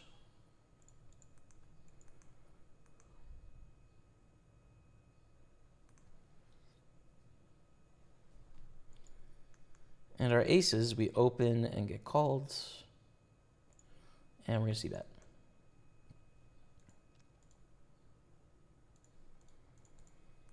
Fours against king, queen. Let's go. Double it up to 1.6 million, which is good. And can we win every pot, man? Come on now. Bluffcatcher1 says, having kids is the biggest project in life. They're always #1 priority forever. Your attitude about life changes, but it's the best thing ever. As we lose aces to king, queen. That's not very fun. So you're telling me that like winning with aces is going to drop down in priority if I ever have kids?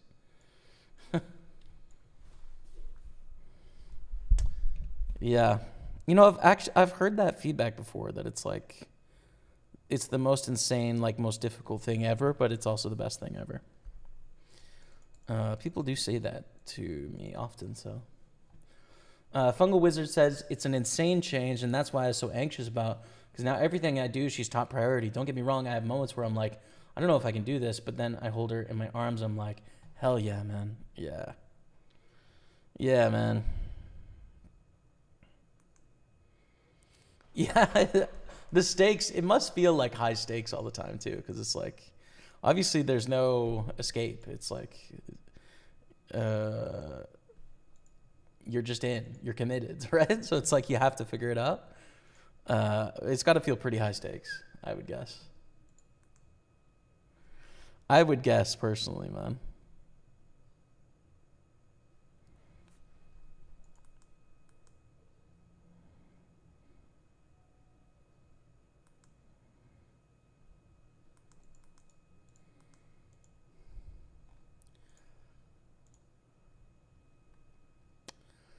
So I'm actually going to 3-bet call 6s here because of the bounty. Just because I think hunting the bounty is worth it in this spot. We do end up in the flip, which is pretty good. It's what we want, but we don't win the flip, which is the opposite of what we want, man. That's exactly what we don't want.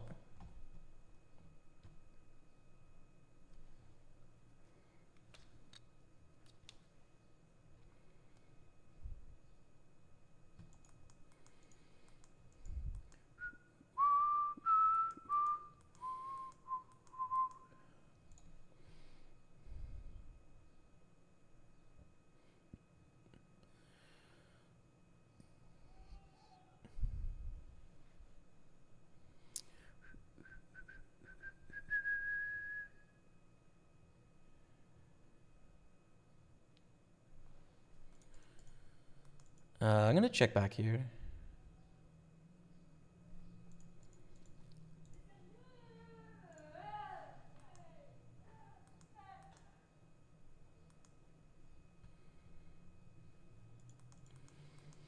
Pair and a flush draw is fine. Probably not winning with our pair, but we definitely have enough equity.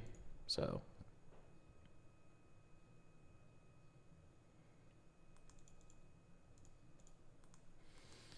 And boom, we make a flush on the end. Greetings from Austria. Junk Fritz, good to see you again, man. It's been a while. Yeah. But it's a name I always will remember, Junk Fritz.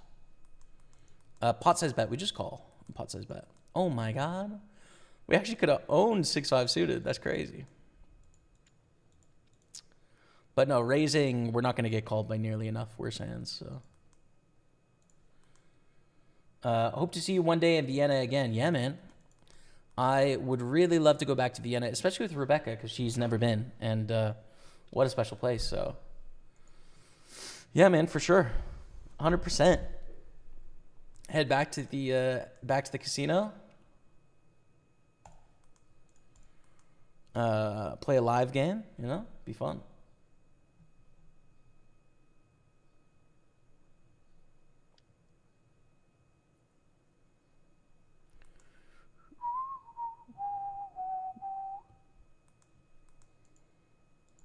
Kings against queens.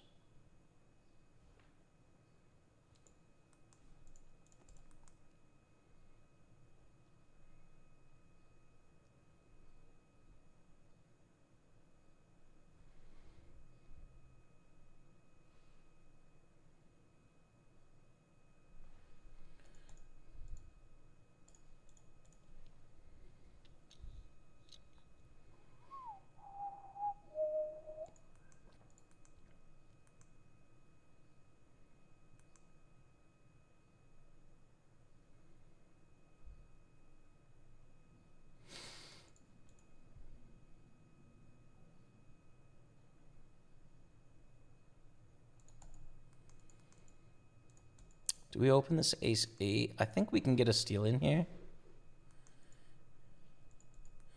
And our king-jack has to be a fold. The ace-8 gets through, which is great.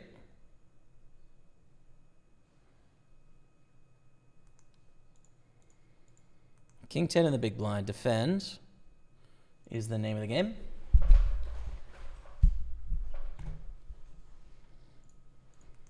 When it gets to us, of course.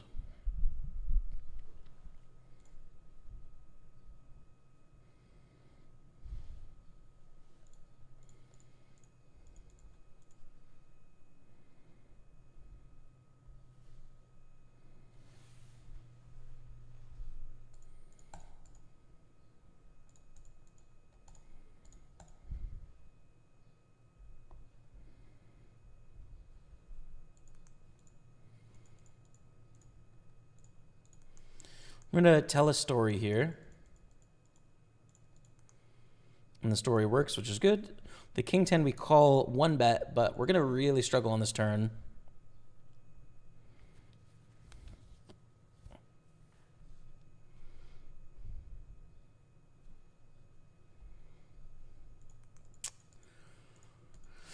We'll live to fight another day. I'm not super convinced that's right. Like, it's not for sure 100% right, but it's probably right. That's the point. You're committed, and it's a lot of work and stress, but always say it's positive stress with the kids. Yeah. Yeah, it's like it's an unavoidable pot committed, like, holy crap, here we go, dude.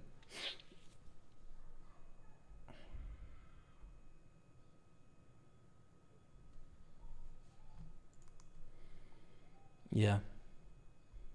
Well, I'm happy for those of you that are experiencing that and enjoying it, you know? I don't think Rebecca and I are going to have kids, but you never know. It's always possible that we change our mind, but at the moment, it's not something we're thinking about doing, but that said, I would like to have a positive impact in young people's lives in some way, you know? I don't know what that will look like, you know? I don't know if that's like volunteering or taking a really active role in my nieces and nephews' lives or what the plan is, you know? But I would like to make an impact in some way on young people.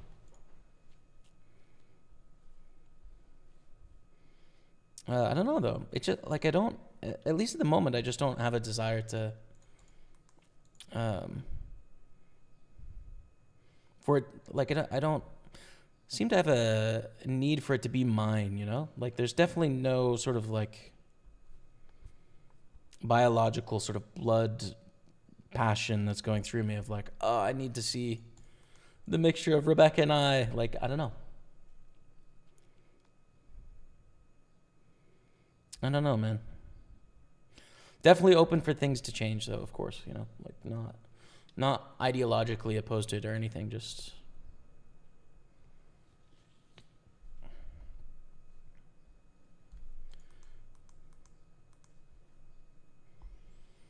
I feel like there'll be opportunities as well for you know, making a difference in other people's lives, like other kids' lives that aren't our own. You know, even making like good friends that just could help out with their kids when they want to go on dates or on vacations or need help for whatever reason. Like, you know, maybe that's something that we could do.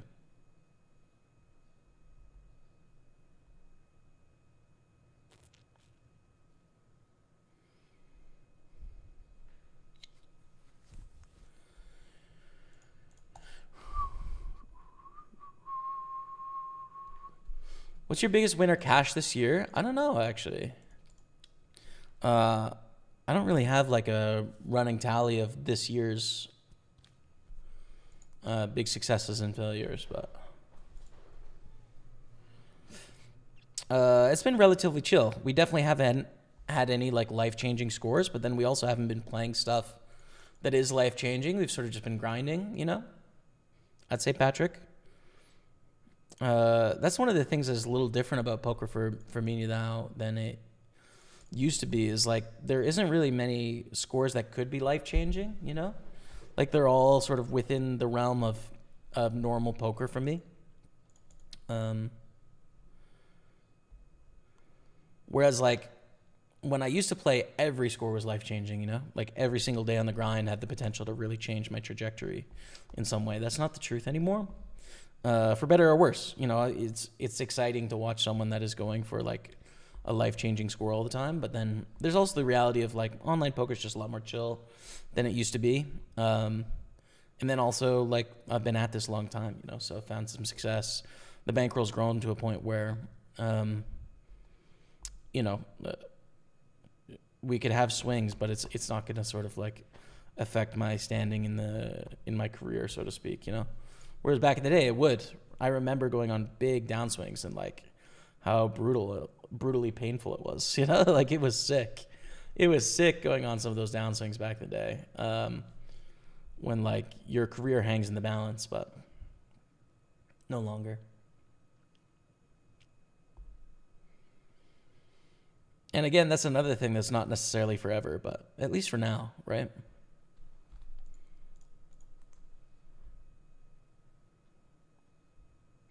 It's kind of like, seems like everyone back in the day of when I started playing poker was kind of like going for the moonshot, right? Of like, let's win as many millions of dollars as possible. And it was kind of possible because like every player played the 215 Sunday Million, for example, right? Like it wasn't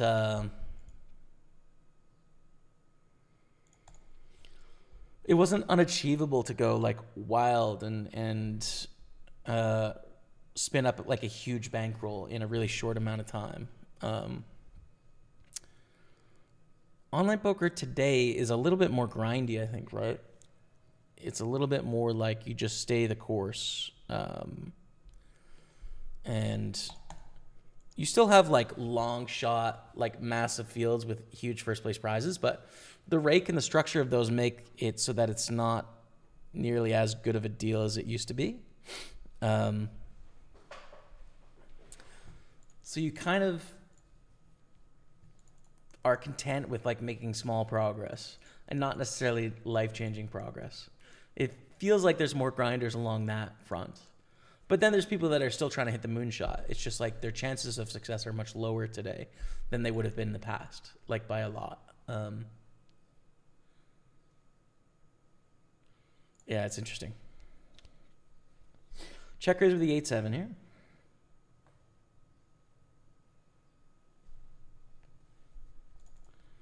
And two pairs, still probably good. There's a few hands that crush us and then we're screwed, but I think going all in here is a good idea.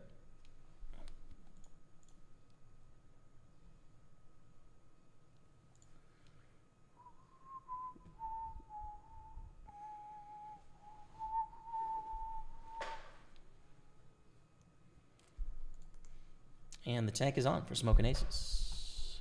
Folds, okay. I don't know. How do you guys feel about poker? Those of you that have played for quite a while, how do you feel like poker has changed with your life? Do you still care about the same things in poker you did when you got into the game? And how do you think the structure of poker has changed over time? I'll take you up on that offer of babysitting, Jamie. Booked, bro. Booked. I would love to, man. You and your wife get off to Spain. Rebecca and I will babysit. And it'll be beautiful. Plus, we have a niece. She's a little too young for your kids, but we have a niece that's not too far from you, man. Not too far.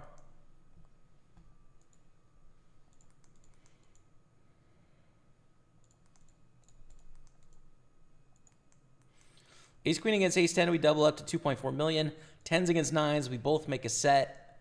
I thought we were going to chop with a straight on the board there, but no. We take it down. Let's go, dude. So we're up to 200,000. 4x stack, double stack, and then 2x stack here. Which is just fan-freaking-tastic.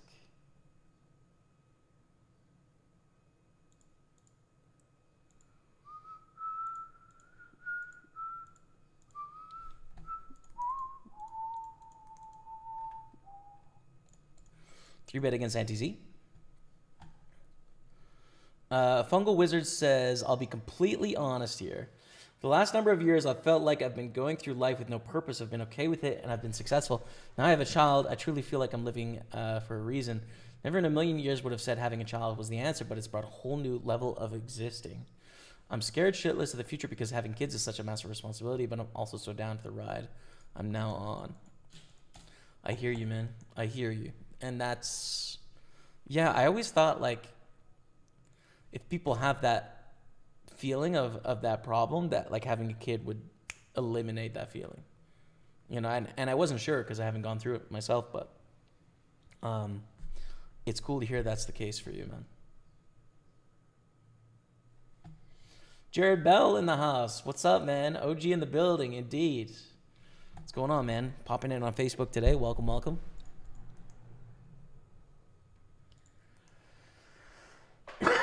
All right, fold the deuce 9.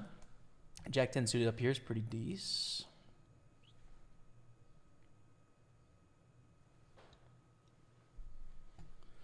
What would be the best daily legend to play for under $50? You can't go wrong, right? Like, all of them are going to be decent under $50.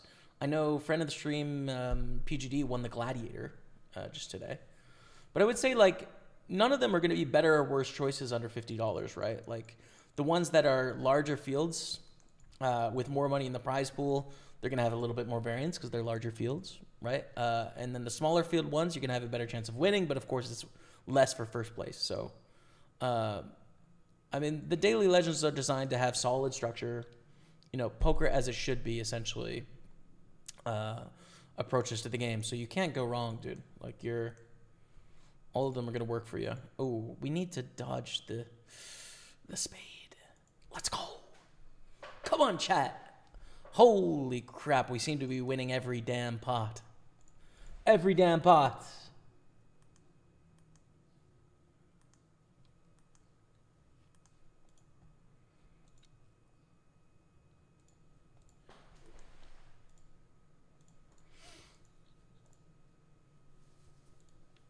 Really awkward spot here for us now, to be honest. Really tough.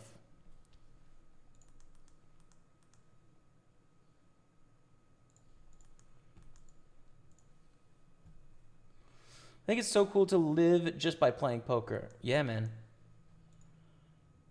It is a sort of, you know, I have to remind myself of how bizarre it is, right? Because it's been such a long time that I've been doing it, but it is pretty crazy, for sure. So unconventional. There's also a lot of stress involved, too. Based on the puke, I'm assuming it's like 9s or something. No, it's ace-jack. Ace-jack, okay. There's definitely a lot of stress involved too. Like, you know, I think it's a super exciting, thrilling career in your 20s. It's like a lot of fun. I feel like there's a lot of people that really want a structure later on in life where they're like, oh, damn, it'd be nice if I had a paycheck coming in, you know? So I think that sets in for a lot of people too, for sure. Bluffcatcher said, how old is your child? I also had fears, etc. before having my son, but 2 weeks felt so normal, as it should always be like that. For 2 weeks ago, my daughter is born, so we are 4 now. My son is 3.5 years, full of action as we turn a set. We are never bored, for sure. Yeah, I imagine that's true, man.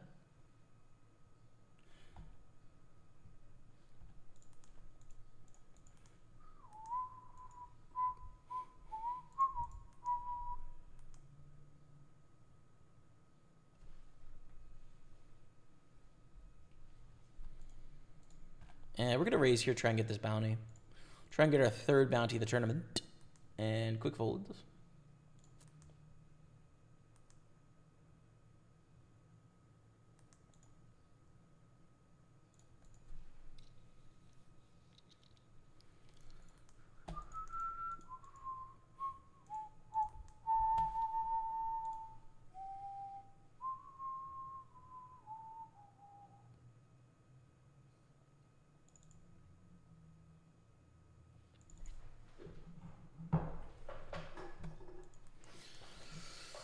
Pocket 3s, it's kind of whatever, but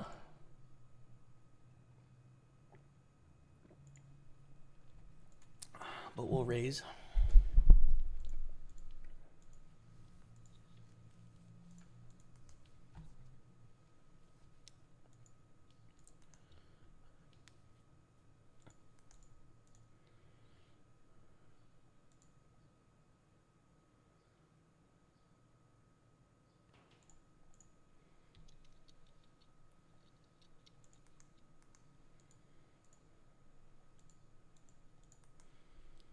Ooh, flush draw, flush draw.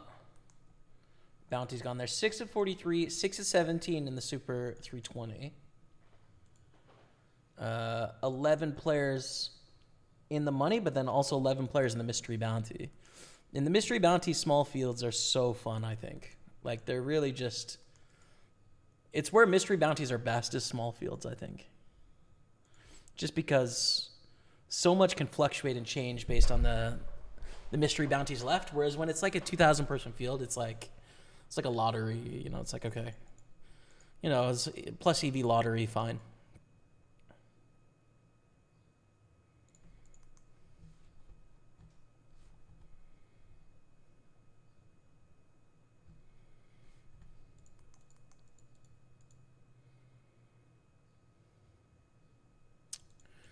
It's okay. I don't think it plays too well four ways though.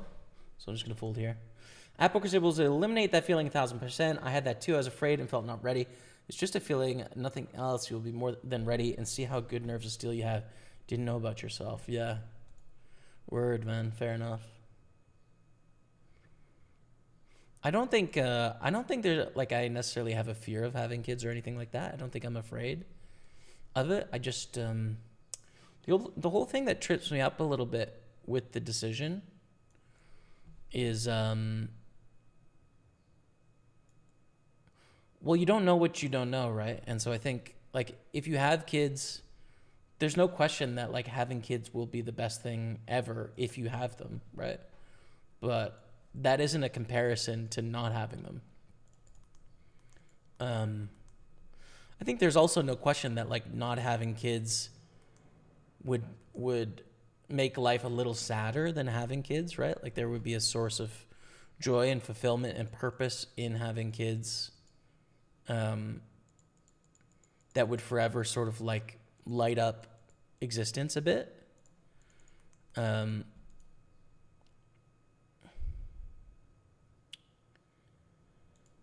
just not sure that I want to. Right? I'm not sure that lighting up existence is the point, you know?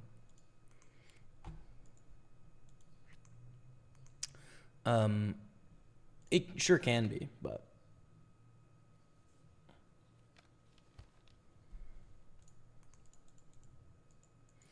it's a big bet, man.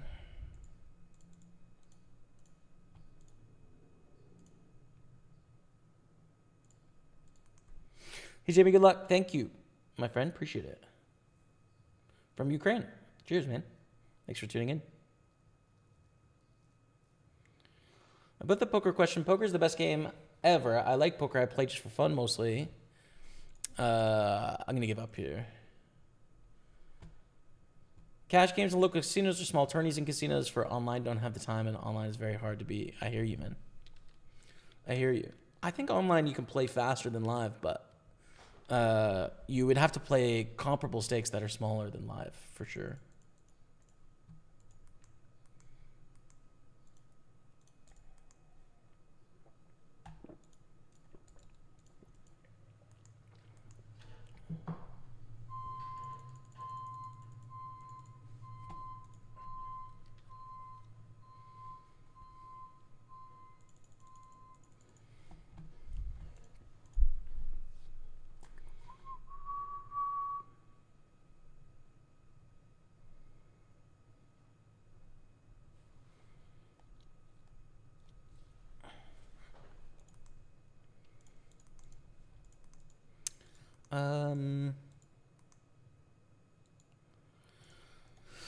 You could open, but I'm going to say not quite here. We're soft bubble, 3 off the money.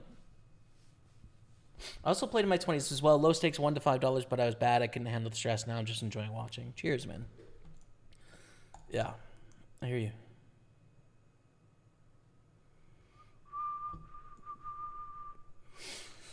GG has now made it possible to qualify for the WSP main or Paradise main for just 50 cents. The dream is alive. Maybe. Maybe. Which dream is alive? The dream of banking something is alive, but it always has been. The dream of the poker career, I would say, is less alive under GG's stewardship than it is without it. But they don't care, of course. I do, though. I mean, that's what's interesting about poker to me is the community and the career and the possibility of being able to thrive off this like market with a huge amount of statistical noise in the middle. But if you just kind of squeeze out the winners, what's left is you know, a shell, you know, an empty pursuit. 9. The German kind. That's too bad that we lose a 10 to ace jack there. We're still in a fine spot, but we're going to have to play this bubble quite differently because we're at risk of now busting on the bubble. That's too bad.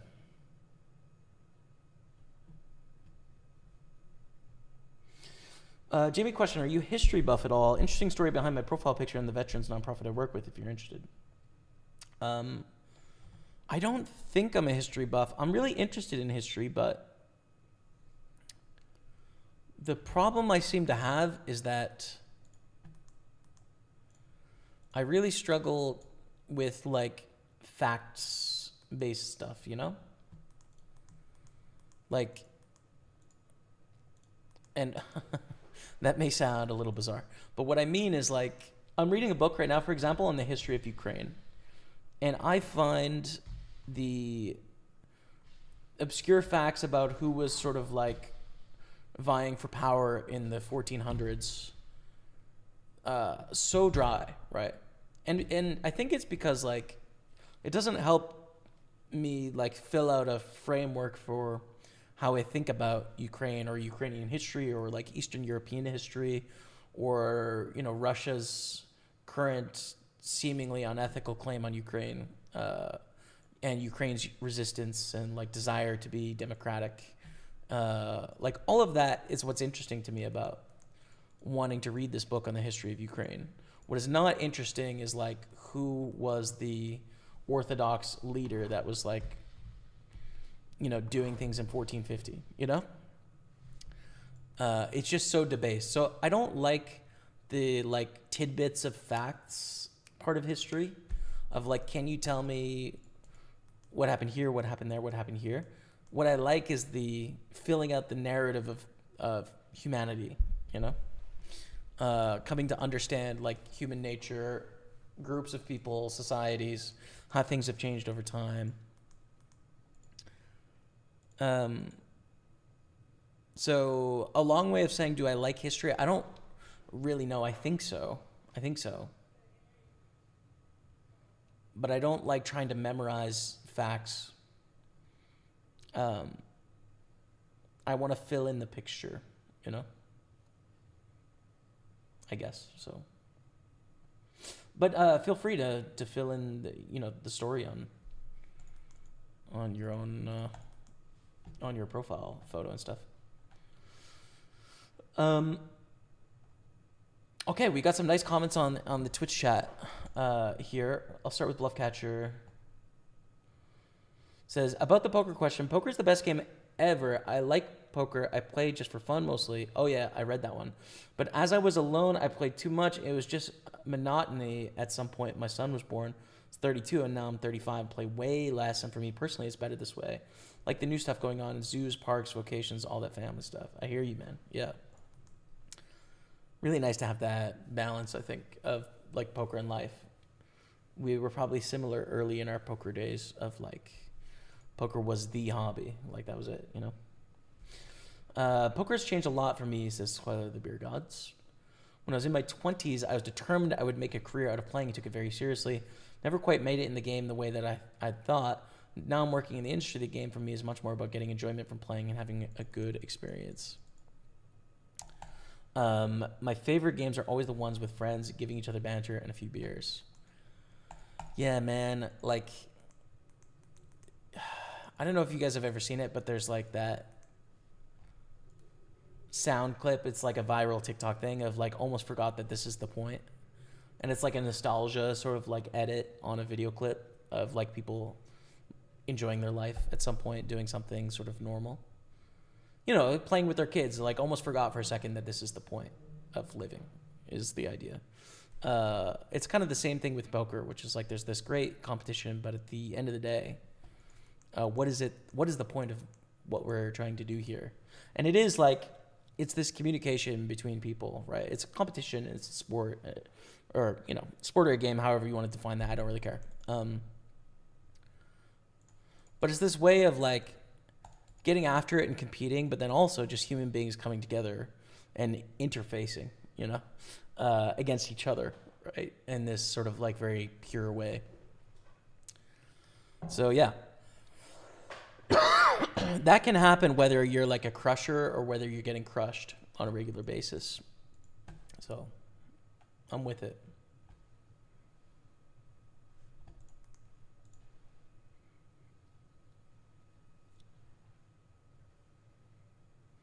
Yeah, I hear you, Bluff Catcher. Yeah, I'm with you, man. I understand.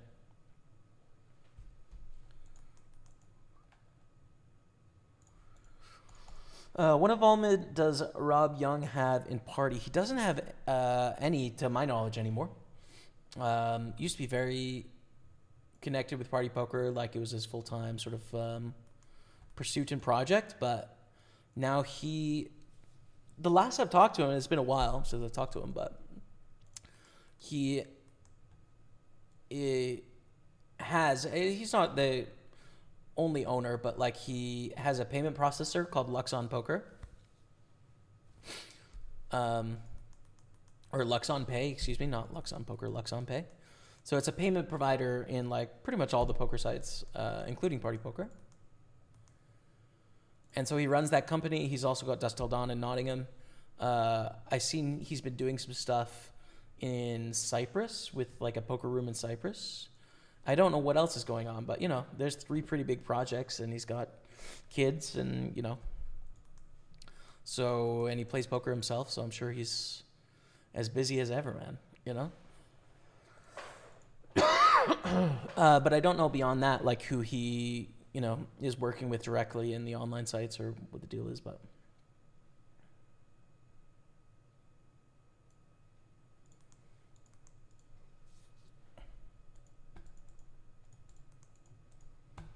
King 7 suited raising a 3-bet to 36,000. I am going to fold.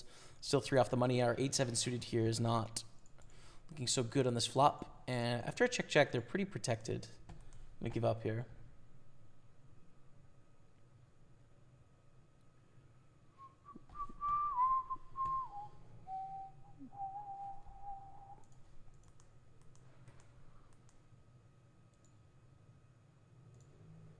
Poker's a job. It's very hard. A big success. Why I give you a lot of credit. Make a good living from playing the best card game. Cheers, man. It is a challenging game for sure. Best card game. No Limit Hold'em isn't even the best poker game, says 5 Card Draw on Twitch. What's going on? Talking about OGs. One of the originals in the house. What's going on, dude?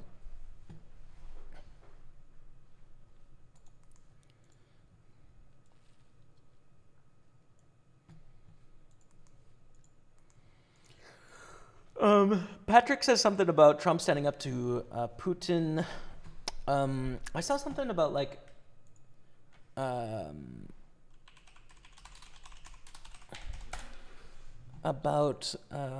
submarines getting placed yesterday. I saw something about that, but I don't know the specifics. We're going to be all in with Jax here.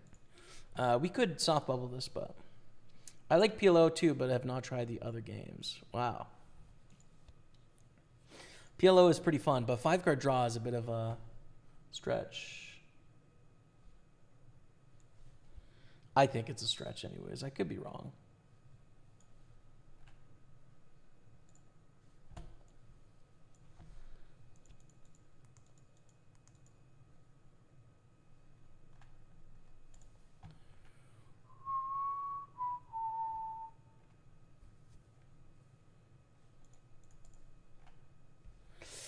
Into aces, eh?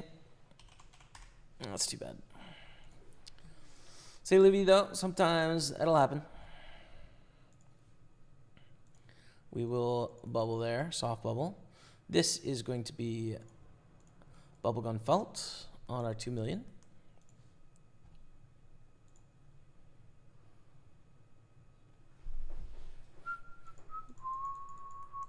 Wow. 14 blinds on the bubble, though. There's no bounties here. We just fold.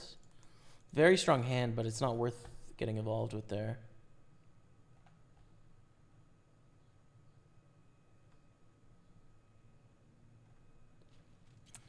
Yeah, I don't see anything new, so I assume it's about those submarines getting moved into place.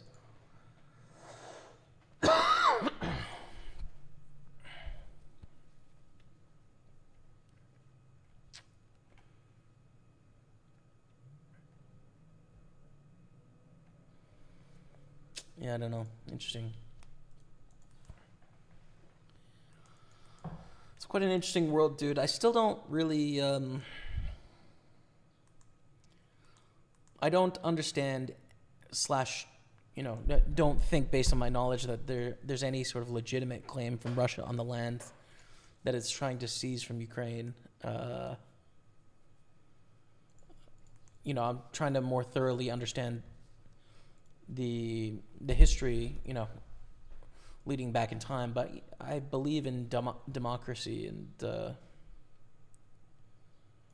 and therefore, like, you know, countries' claims on other countries' lands don't hold any water to me, I guess.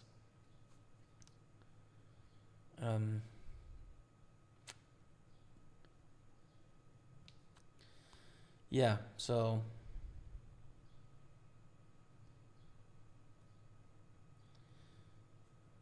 I don't know. I hope the conflict comes to an end. I'm curious how it is going to end, if it will end.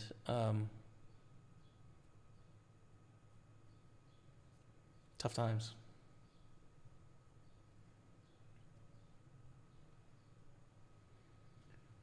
Sviten / Dramaha. I played in a casino in Malta. Great game. Interesting. I've never played Dramaha. What's up, Tatul? Okay, Jerry Bell, I am going to read this on break here, but we are going to go on a 5-minute break, so I'll read the comment myself personally on Facebook. What's up, Klaus? The Goat's live again. What's going on, dude? Thanks for being here. Quick break. When we come back, on the bubble of the big Sunday, in a decent spot in the Super 215, but battling, okay? Pokerstaples on Twitch, YouTube, and Facebook. Stay with me.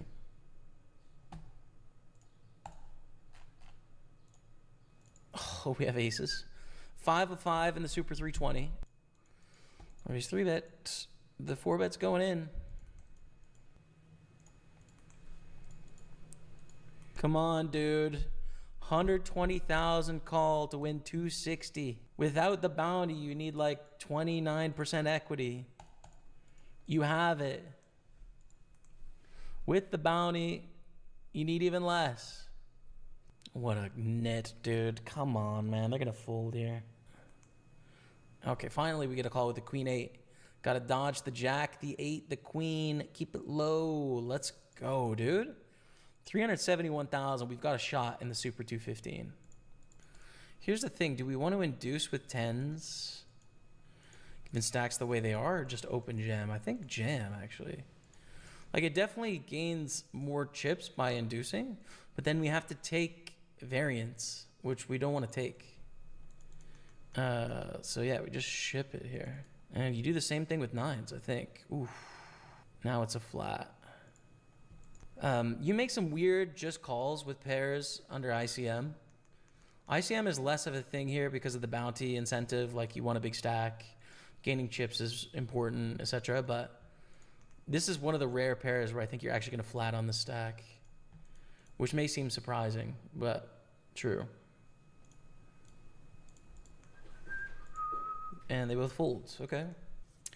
A7 suited. Pretty good hand to steal with here. Suited ace. Blocks the big hands from our opponent. It's our opponents, I should say.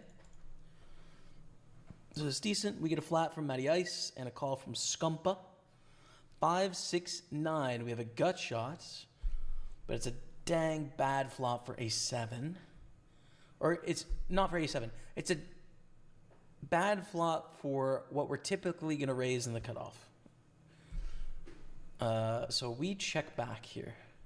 Let's get an 8 on the turn. Oof, so close.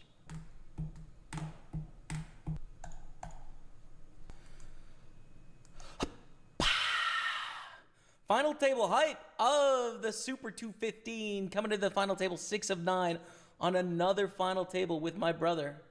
Limp, limp, limp. Auto, easy, no-brainer shove with ace-jack suited here. This would actually give us an edge over the stack. This could be like a slow play at nuts, but like these two, really hard for them to be nutted. So we jam. Scump. Call it off, Scump. Why not? Why not, Scump? Why not call here? All right. We're on 400,000 though. We do cover an opponent for the first time in quite a while, which is exciting. We lose. We're going to try and limp in with queen 3 suited. Any thoughts on the WSP and that Kasuf guy? I haven't been watching. I've just seen a lot of chat on social media, but I haven't seen any of the clips or anything, so. Flush. Flush is good. Okay, take it down 118,000. I'm going to limp again for same reasons. If Scumpa jams, just don't know if we can fold. Covering for a bounty, average bounty is $700. They're going to shove any pair. And like, yes, they're going to shove like ace 10 and ace jack and stuff. And ace king and all those sort of hands. But a lot of stuff where we're just 50-50 and there's a 700 bounty on the line. And if we win, we then cover 2 opponents. Yeah, I just don't think we can really fold if they jam. But Matt jams, which is different, right? If Matt jams and they call, we fold. And I think I fold here to Matt. Because there's no bounty incentive, right? 3s against 7s. Whew. This could have got spicy. Oh! Set of 3s. Okay, be the min bounty. Be the tiny bounty. Don't be the 2250. Yeah. All right, 4 left. There's a 50% chance that the 2250 bounty is going to be heads up. So it's worth remembering you kind of need to win the heads up to capture the final 2 bounties, right? So Matt's in an amazing spot right now. All in with ace queen. It's a good hand, Dottie. Matt is coming for it. Oh, we need to win. Ace queen, ace queen, ace queen. No clubs. That would be so crazy if we lost to clubs. Could you imagine, chat? Oh, man. What a chop. Okay. We're back. We're back in action. Before seeing the legend Maximus Black today. In the meantime, we're 26 of 36 and 22 of 29. 2 off the money. Going to be pretty tight here because min cashing is important, I'd say, on the stack.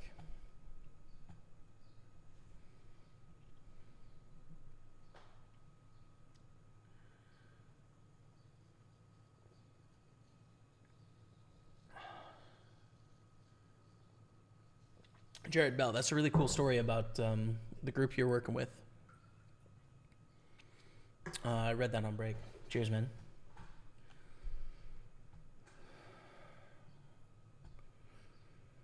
I heard in Canada there's going protest because the Gaza situation. Israel is using hunger as a weapon. Big respect to Canada for humanity.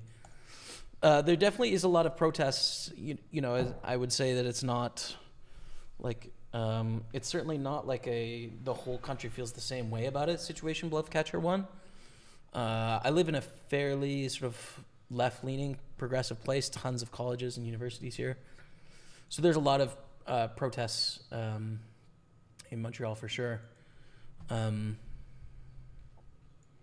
Yeah, the Israel-Palestine situation is one that, again, like I am not comfortable with because I don't feel knowledgeable enough about it to sort of have clear thoughts, right? It's something I'm still learning about a bunch. So I read This Way to the Spring, which is a book on Palestinian resistance.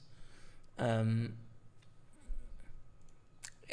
you know, sort of read what comes out, but I feel, I don't know, helpless, obviously, but then also, like, undereducated to come up with, like, a decent framework for how to think about it. Yeah.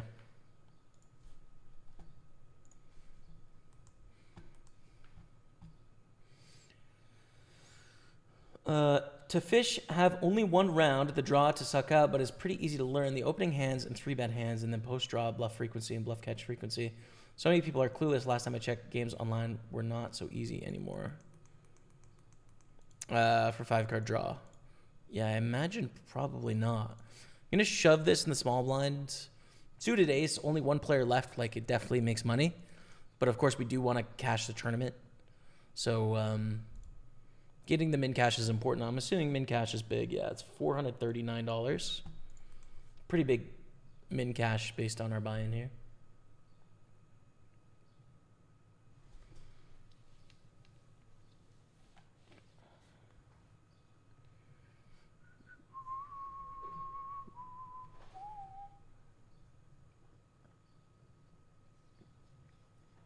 Hey, Jamie, how often do you study charts? I've gone through periods where I've been studying charts like daily after my session. I'm not really studying any charts like this month. I don't think I've looked at a chart once in July. So it just goes in phases, you know, but I think they're pretty helpful for at least having like a benchmark from which you can start from. So I think they're useful, you know, in like a flashcard kind of way, right?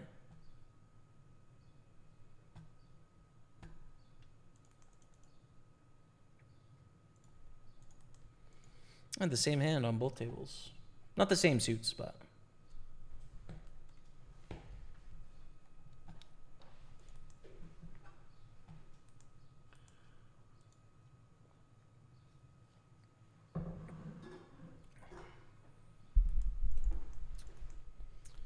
$28 left. We're on the pure bubble now.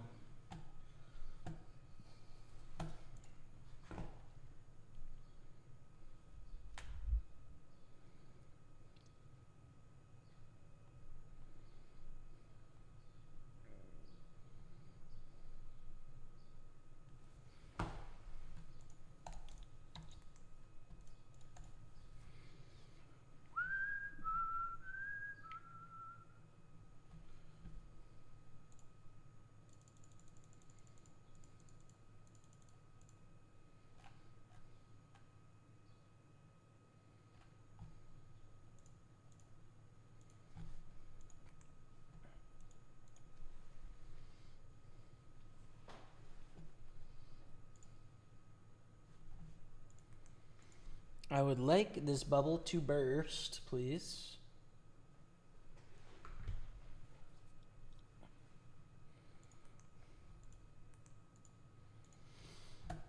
Let me pull up one of the other tables so we can sweat the shortest stack.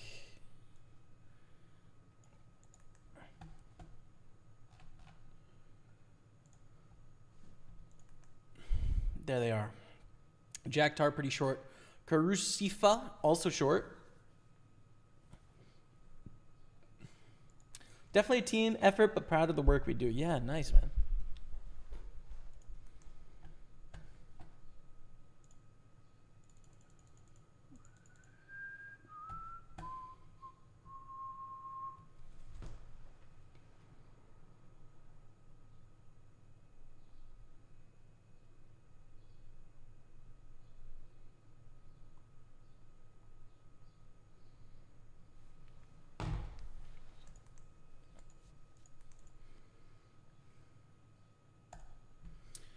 Hold the ace-3.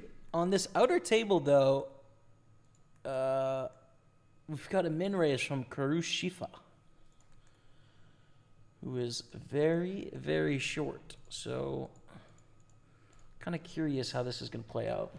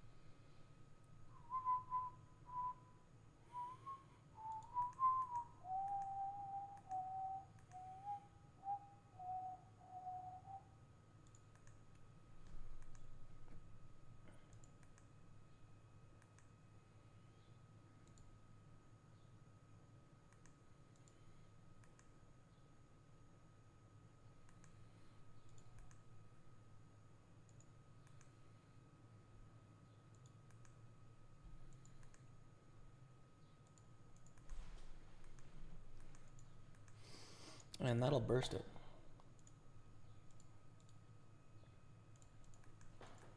We've definitely got a bust out here, so we will be in the money and play from there.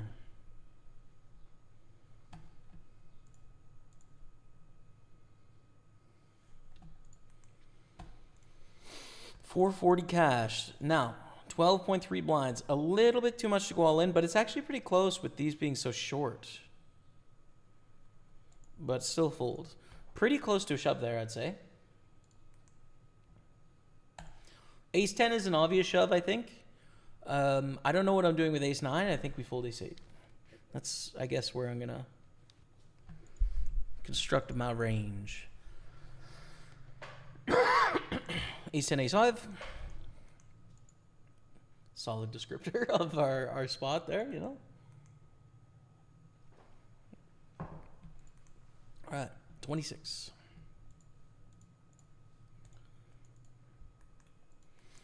Could be down to 24 here. Wow. We are, I think. Oh, no, actually, they were one of the shorter ones. Never mind.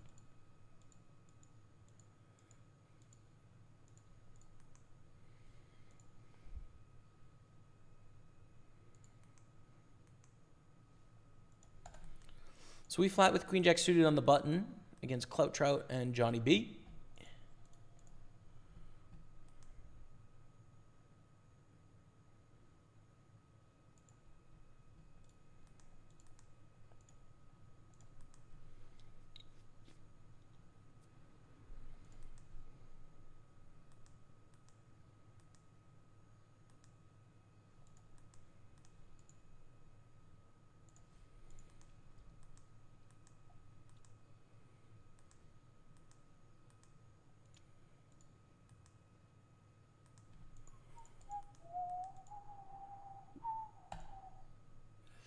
First thought is shove 27 blinds here with eights.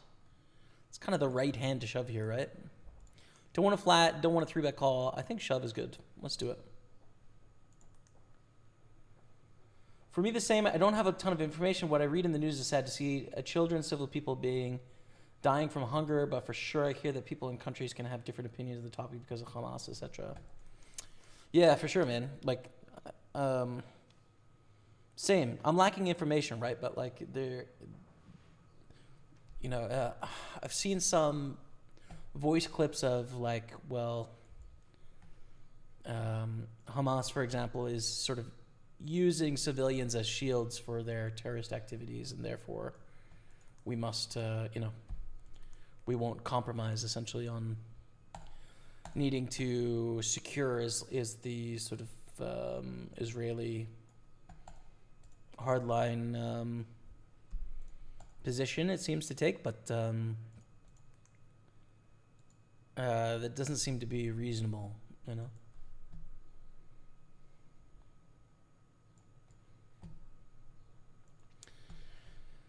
Doesn't seem to be reasonable to me, you know.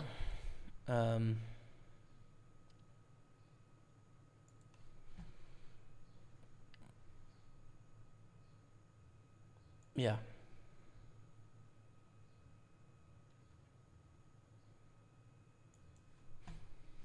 It's a really difficult one to parse, I think, right? Because there is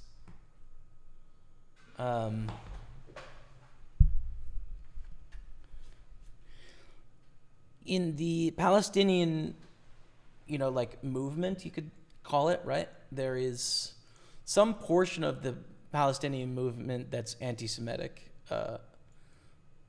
Like my perception of it in my media bubble, with my understanding, is that the majority of it is not anti-Semitic, right?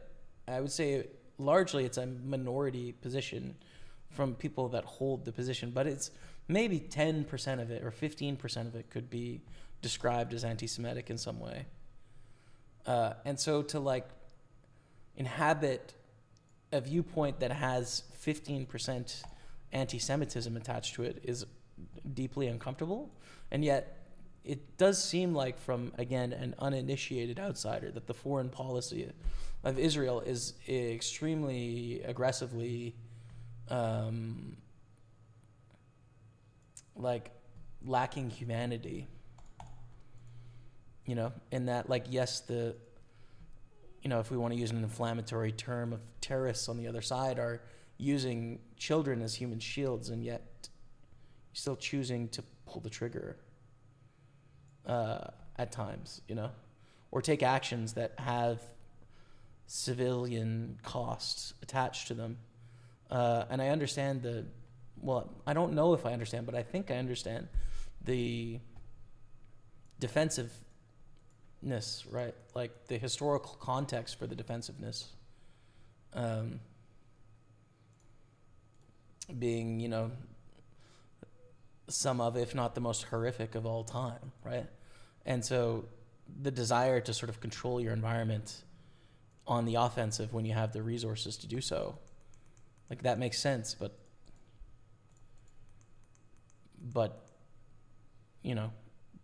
humanity, though, at the same time too, so it's just yeah, man, like,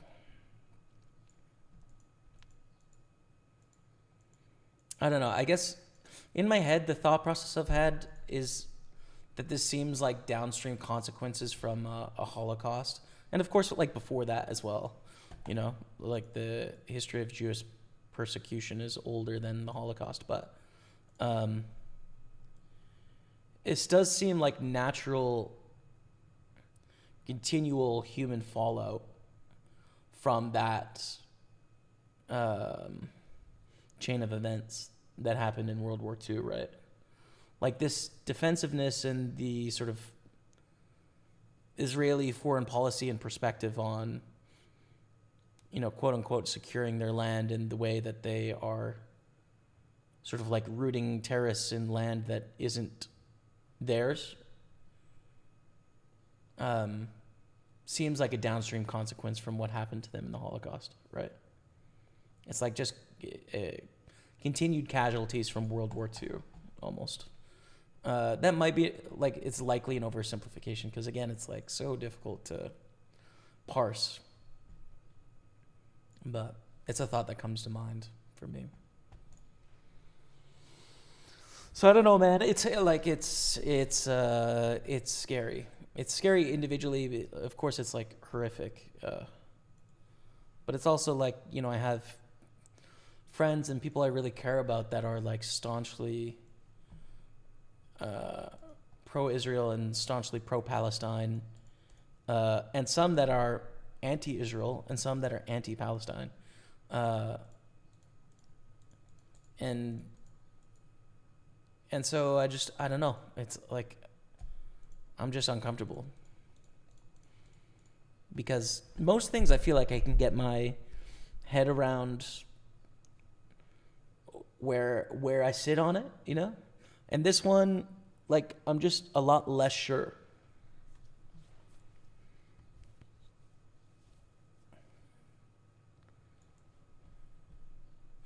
I think it's easier for me to break it down into individual sort of instances, like instead of just looking at it as a whole, breaking it down into more bite-sized chunks and understand where I sit on this part of it, or where I sit on this part of it, or where I sit on this part of it. That's easy to do, right? Like Hamas's terrorist attack on the music festival, it's really easy to just be like, that's, reprehensible as an idea of like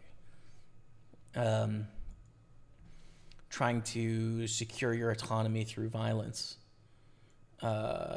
Just don't accept it, you know.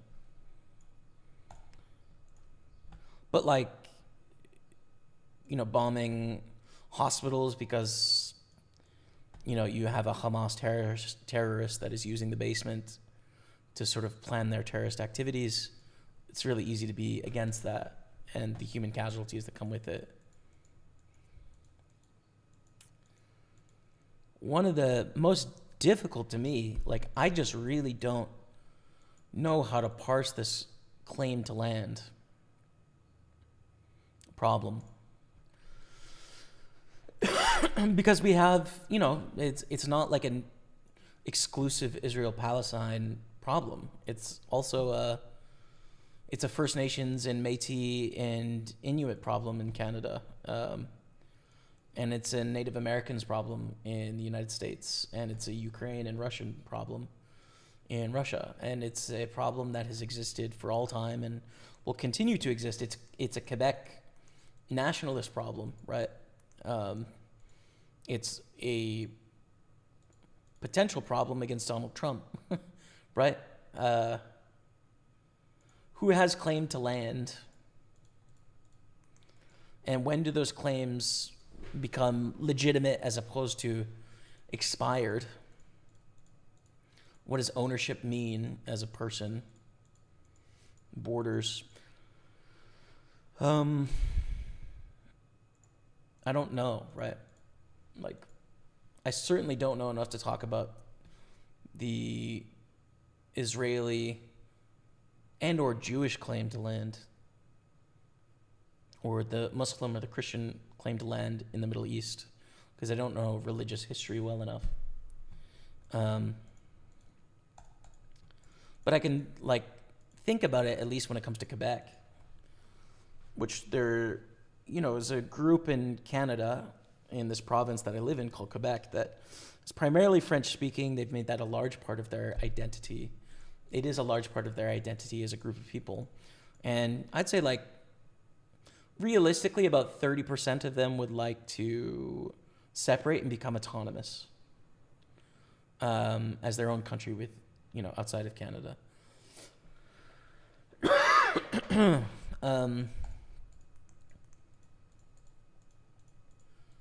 And the justification is that, like, this, you know, we have our own ideals and we make all these compromises to the whole. But this is our land and we've always sort of settled on this land.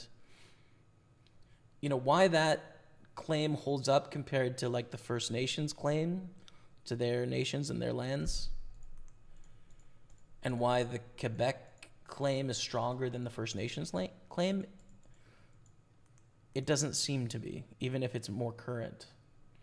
Or it's more modern, not more current, more modern.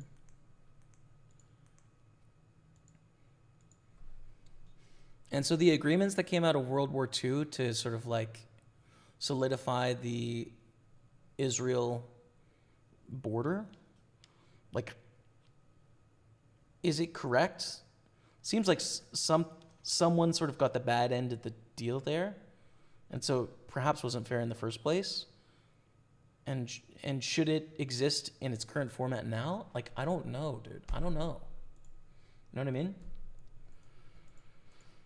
I don't know. Like who's to say who owns land when it's, at the end of the day, you strip away all the conventions of humanity. It's just like we are on a rock, and ownership is based on what, you know?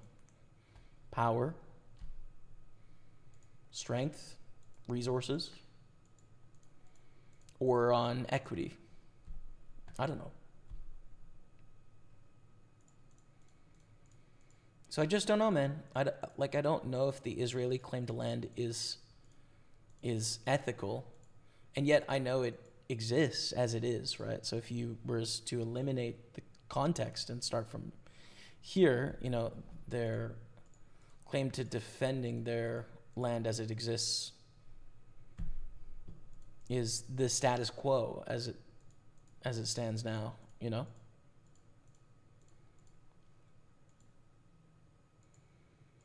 Like, in this, you know, again, like, in this hypothetical world, right, that we're riffing on here, and maybe it's just I'm riffing on it, but when does the claim expire? For example, the Russian claim on Ukrainian land, right? Ukraine, democratic country, elected its own government, has its own laws of the land, its own norms, its own people, its own customs, separate from the Russian one, separate in some ways. And if Putin is making claims to Russian land based on, a history that is hundreds of years old, and that these were the Russian ideas, I think most people don't have sympathy for that position, myself being included. How long ago would the Russian claim to land have to be to where you would side with him? Like, when does it change over? Or is it just always the will of the people? And is it the people that are economically stronger or physically stronger or more numerous? I don't know, dude. I don't know. I don't know the answers.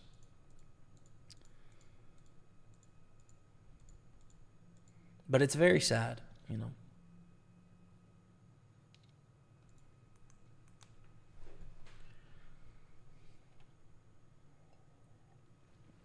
I'm from Kosovo, Albania, and live in Germany for 30 years. My country was in war, and war is the worst thing ever. It's just terrible. It says Bluffcatcher. Masa 0.0, humanity, just terrible people.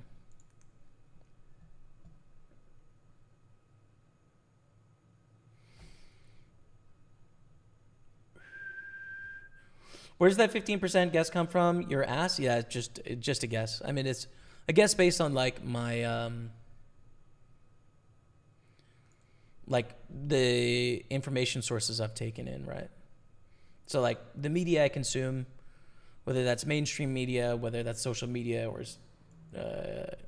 discussion on forums, and or group discussions and or discussions with people / books, right? So it's like, again, none of what I just said I claim to be true or correct or fair. I'm just explaining where my head is on it, and it could certainly be wrong.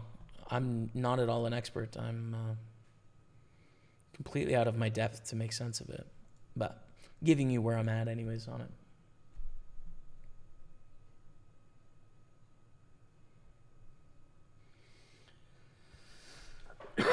When is the Party Poker tour in the UK? Next week, bro. The Party Poker tour Glasgow from the 12th to the 17th of August. I am leaving this week to Scotland, and starting up on the 12th, so that's 9 days away. We're going to be in Glasgow. And then there's also a stop in Birmingham in October.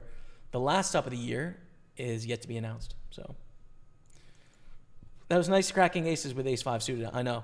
I was just too busy. I didn't even talk about it. But yeah, we're still alive, 17 to 21 here.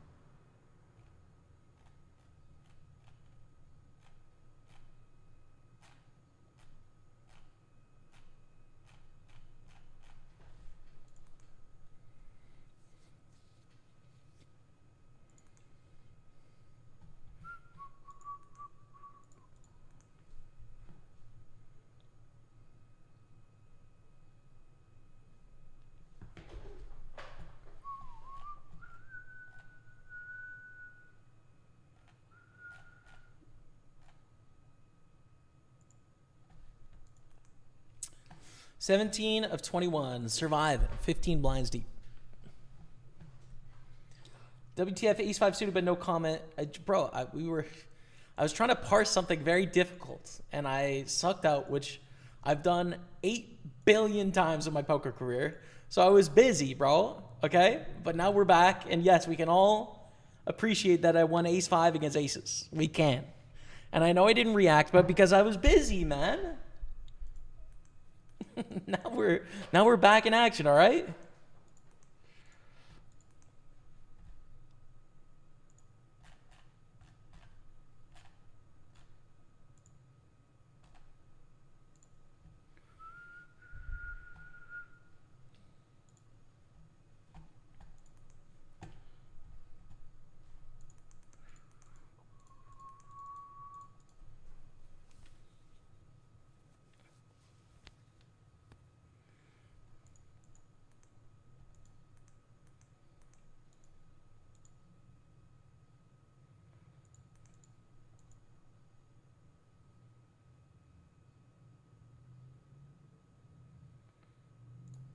Got to fold to the c-bet there. I think all the reasons are just bullshit with what Russia says. I think it's simple.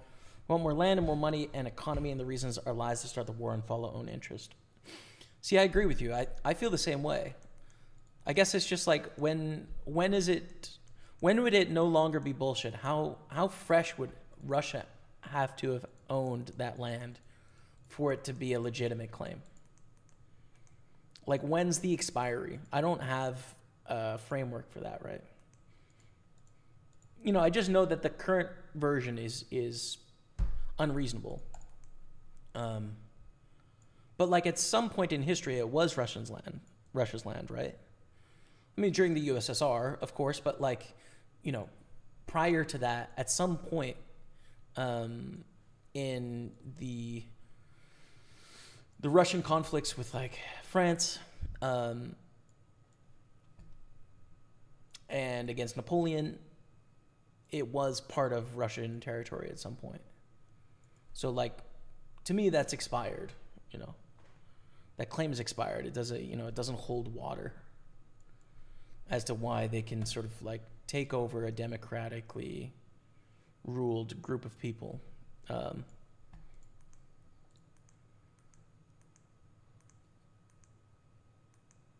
But like, when would it be legitimate? I don't know. Like,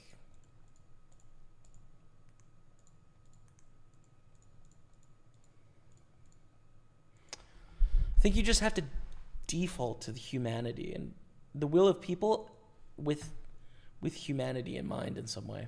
But I see we're talking about very sensitive topics today. Which goes first, peanut butter or the jelly when making a sandwich? Wow. Bro, gotta be peanut butter. Has to be, right? Peanut butter is thicker. Much easier to spread jelly on peanut butter, even though there's oil in the peanut butter, than the other way around. There's no peanut butter first, no question. Moving on. That's a piece of cake, dude. That's a piece of cake, that one. If anyone says jam, you're just wrong. Bluffcatcher says it's a mix, like in poker. Wow, that could be something there. Another thing, says Klaus, did you know Denmark and Canada has a war going for the last 30 years? There's a small island that is separate in the middle of the border between Greenland and Canada. Every time the Navy passes the island, the Danish Navy put down the Canadian flag, leave a Danish rum or beer. The Canadians leave either whiskey or beer, put down the Danish flag. Every war should be like that. I have heard about that, dude. That's pretty cool. Honestly, you guys can just have the island, but we should keep fighting about it.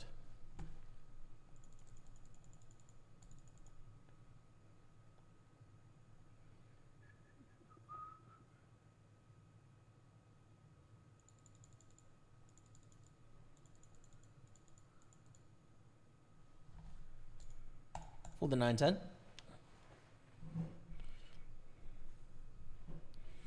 I just finished like a couple of weeks ago War and Peace. You know, it's a book on the exact topic we're talking about here, right? In some ways. No, in some ways not. In some ways true. But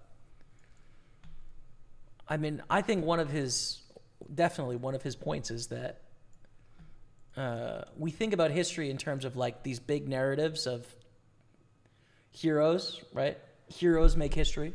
You look back on French history and you look at Napoleon and you're like, Napoleon was the heroic man that sort of willed things to his way. And Tolstoy doesn't agree with that. He thinks history is made up of a bunch of small, regular people that make regular human decisions that are really much less decisions than we may think, you know. But then when we look backwards, we create a narrative in easy to describe ways. So essentially, like the things that Napoleon did, he was always going to do. It wasn't because he was heroic or special or great. It was because he found himself in this position and he had this sort of makeup and society was this way. And really, like, France's success under his conquest was a machine that always would have been that way, you know. It's a determinist sort of worldview, I guess. Like, he leans more on God in some ways, or he's setting that up for his future philosophy, but you could sum it up as like the tragedy of war is inevitable in some ways. Like, you just can't, the sadness of like conquest is inescapable because of human nature and the forces that are at play. And therefore it's just,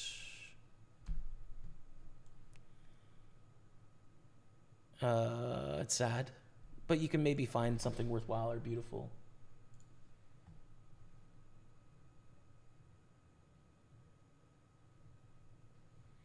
Nonetheless, you know. Why do you never look at the table cards after folding? I just forget, dude, because like there's nothing I can do to influence what those cards are. And like I know in my head that X percentage of the time it's this, X percentage of the time it's this. So I don't really care what would have been because I'm not choosing that. You know what I mean? But I should remember to click it more often because it's interesting for the stream, but I just forget. I'm going to shove Queen 6. It's not a great hand, but they have to call pretty tight, especially on these stacks, so it's a no-brainer shove, I think. Fold the 4-8, though. History is written by the victor. I think we can all agree it's peanut butter. I think so, too.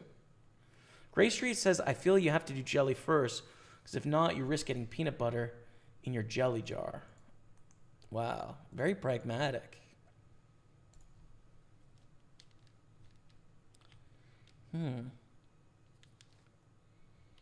Peanut butter in your jelly jar. 2 sides of bread. Who spreads jelly on top of the peanut butter anyways? I see what you're saying. Maybe I'm wrong. So you go in 1 knife, jelly first on the bread, and then next on the other piece of bread, you do peanut butter and you slam them together. Yeah, there's some sense in that. There is absolutely some sense in that. Honestly, I'm going to have to think more deeply about this. In the EU, we don't really eat peanut butter. That's true, man, which kind of bums me out. Remember the first time I went to Europe, I wanted peanut butter with my toast and I had to ask for it because it's just not a thing. But my brother is allergic to peanut butter, so I'm happy for him. He's allergic to peanuts. Queens against ace jack. No queen. Let's go, chat. Yo, chat, let's go. Let's just win this tournament, man. Big Sunday. Is it ours to win? I think so.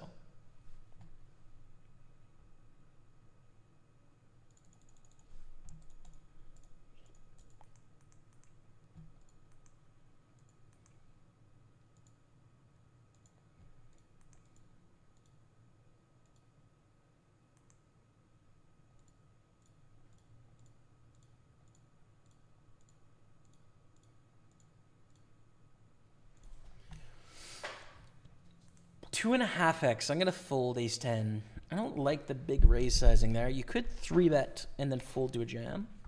I don't like calling, so it's either 3-bet fold or fold, and I'm going to fold this time. Paiement ou quoi is all in with sixes against King Jack. I want my ace 10 back.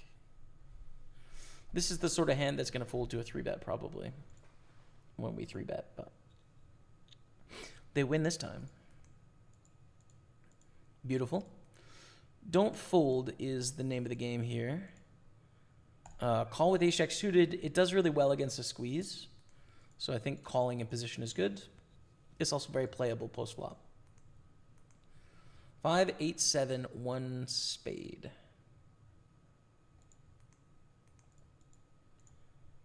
Let's bet.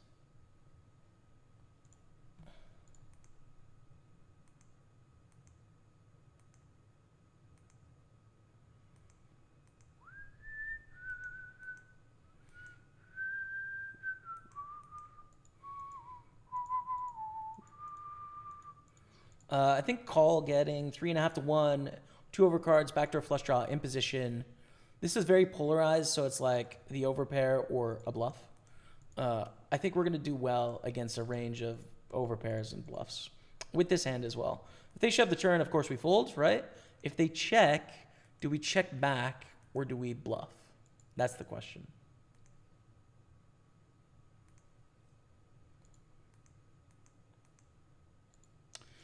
But we don't get the opportunity. We just fold to the all-in. Okay.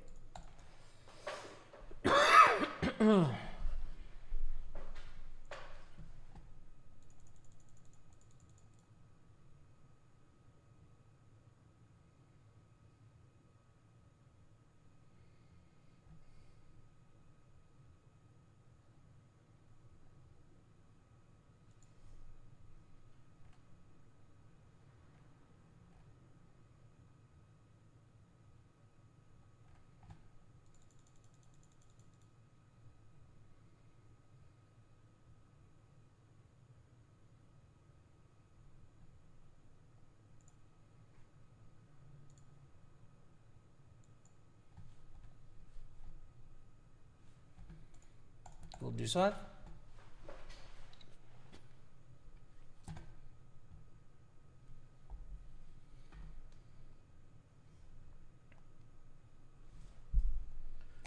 Spread jelly on top of the peanut butter or other slice of bread is the real question.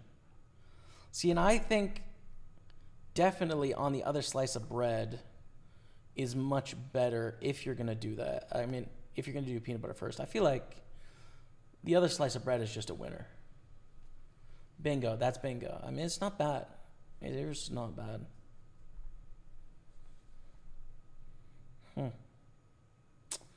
Never would have thought the jelly first is the way, but I think you might damn well be right. Which is just crazy. Crunchy or creamy peanut butter? Crunchy, it seems so obvious to me, personally. Texture in food is good. And that's the end of my point, I guess. Threes, 13 blinds. Really annoying here. In middle position. Ooh.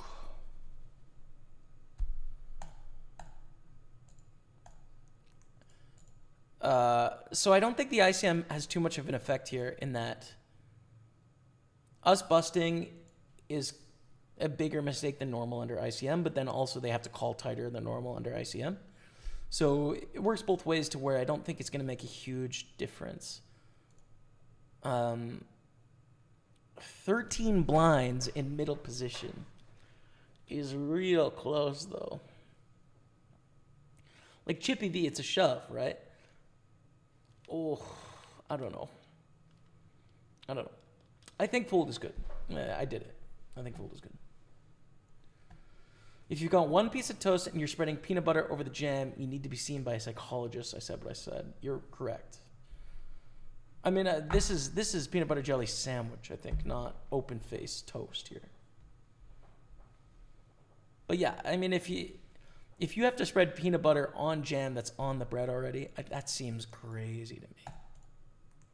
That seems crazy to me. I'm pretty hungry now, by the way. Might be time to get some food started on break. Rebecca is at a movie. It's the last day of Fantasia Film Festival today. It's her favorite festival. And this is the last day, so I hope she has fun. But, yeah. I have to fend for myself on the food front. It's 30 damn degrees outside. Wow. That's crazy.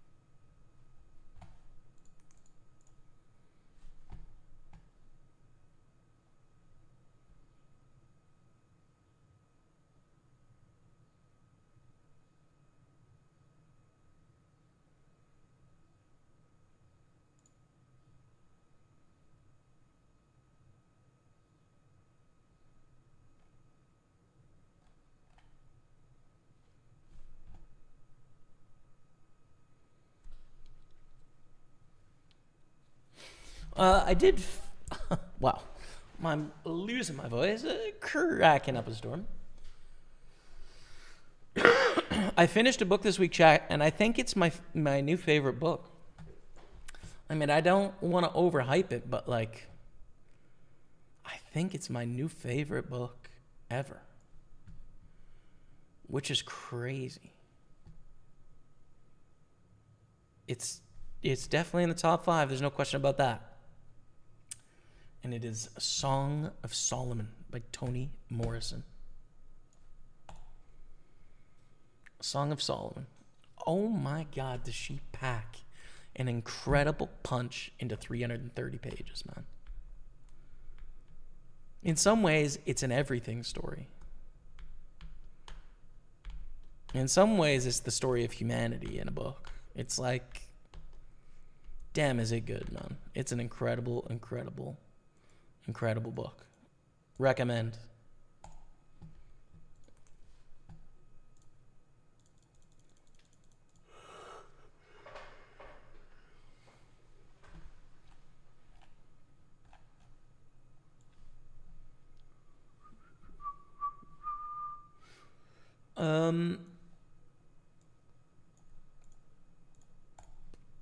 Okay.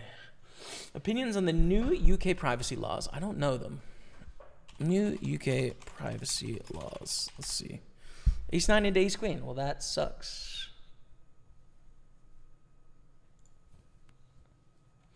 Summary of changes to the UK's data protection and privacy legislation in the data. Key changes. How long is this?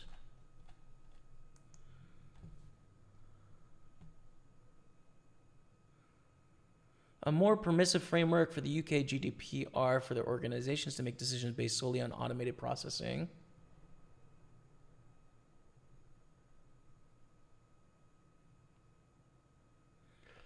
Subject assets, children's data protection.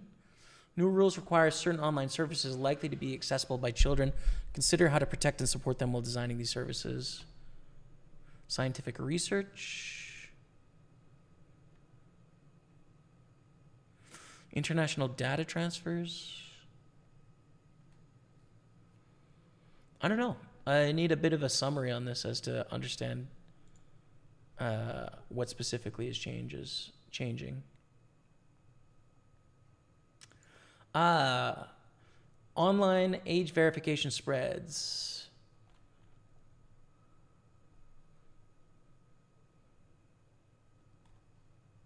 Need to see age verification for some things. Yeah, I don't really know, man. It's an interesting one, right? Because I think safeguarding kids to not allow them to access stuff that they shouldn't be accessing makes a lot of sense, right? Like for their life. But then also it seems so incredibly naive as well in that, like, the internet, right? Like the ability for, first of all, kids to get around age gating and or content to exist outside of age gated places seems so simple, you know? In the same way that, like, if you use just like pornographic content, for example, the ways that people would get around pornographic content when they were younger in like the 80s and the 90s, they were effective at doing that, even though you would probably need ID to get, you know, porn at a video store or like at a, you know, gas station or petrol station or whatever. So I don't know, like, my first impression is like it's on the parents to be sort of like good parents for their kids, but then also it can't hurt kids' experiences, but then also you need it to be a non-bureaucratic process for adults to access adult material and not have to go into a police station to ensure that they are adults. It's like overstepping. I don't know what the process is like, but yeah. I feel like at some point in the UK there was already age gating on something. I feel like maybe I had a phone plan at one point that like wouldn't allow me to access adult material without verifying my age or something like that. I don't know if that's true or not. I don't know. But anyways. Fungal Wizard says, PB&J Sammy, I'm still doing peanut butter first. Lick the knife, then spread the jam. Whoa. Holy crap, dude. What are you talking about? Feel free to come for me for the double dipping is my house, my rules. And yes, crunchy peanut butter, 100%. Glad we agree about that, but bro, you... What? That's crazy. Cross contempts, indeed, man. Wow. That's crazy. I don't know how to think about that. What's your reasoning for keeping chip count in chips instead of big blinds? Just more exciting for people to watch, I think. Is it hard to be profitable nowadays? It depends against who, at what stakes. Is it hard to be profitable if I'm playing in a poker game against my dad and my mother and my sister? Nope. I'm going to crush them. Super simple. If I'm trying to be profitable playing $300 online MTTs, pretty challenging for me. So in relation to whom is the thing, right? Like, there's a poker game that everyone watching this is profitable in. And there's a poker game that everyone watching this is the fish in. Myself included. The question is, what game is it? So your question is it challenging to find profitable games? No, it's not. Do I always play profitable games? Not always. Sometimes I challenge myself in tough games. Do you play on .fr, says Arnaud. No. Arnaud, I don't. I don't think I can. How's it going with you in relation to food? Now that you're talking jam and peanut butter, still enjoying the eggs? Yes. Food-wise, things are going really well. Eggs and pork are relatively new foods for me, which I hadn't had for years. So being able to eat eggs and pork is like, there's just so many foods, you know.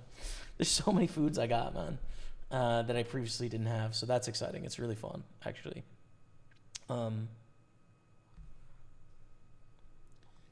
There's still some ways to go, I would say. I had a pretty bad I had a pretty sad Thursday this week, man.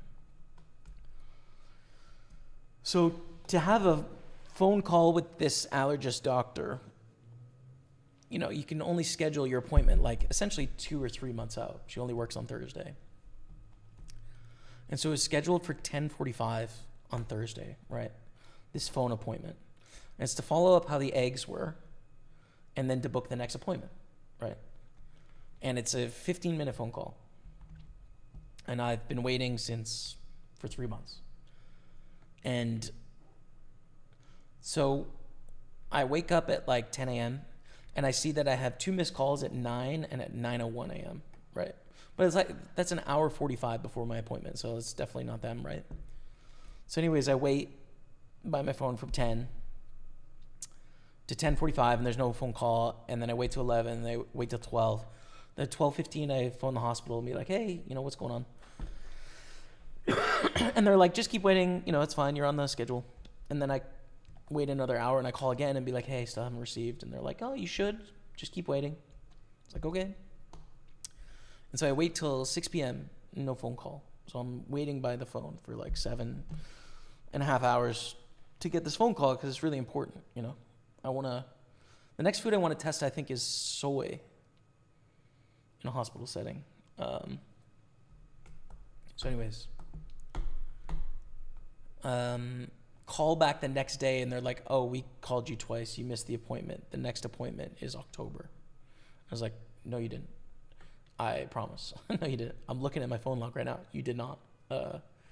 And I have to wait till October to get a phone call to then book the next exposure, which would be in like December. You know, it's just brutal, man.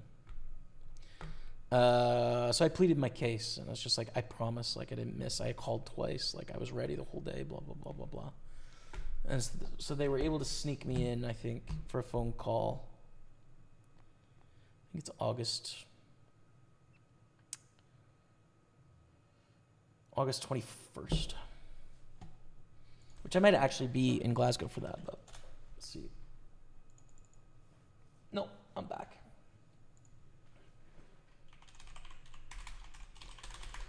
But yeah, obviously it's been delayed 3 weeks and like something's, you know, someone lied somewhere and it wasn't me. Because yeah, I think what happened is the doctor called at 9 and 9:01 a.m. to try and get their calls in the morning. And then they marked down that they'd called, but it was an hour 45 before my appointment and I wasn't awake yet. And so they marked it down as a missed appointment. And then I got pushed off to like a month later.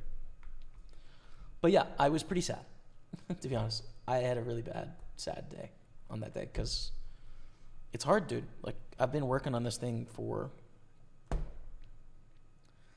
like, dealing with this eating disorder, and it's been getting a lot better, but, you know, like, I've invested, I don't know, a lot of money, maybe 60 grand or so in resources with an eating disorder clinic to get better. And I have gotten better, but not fully better, right? I still need some help. And so working through the public system, like,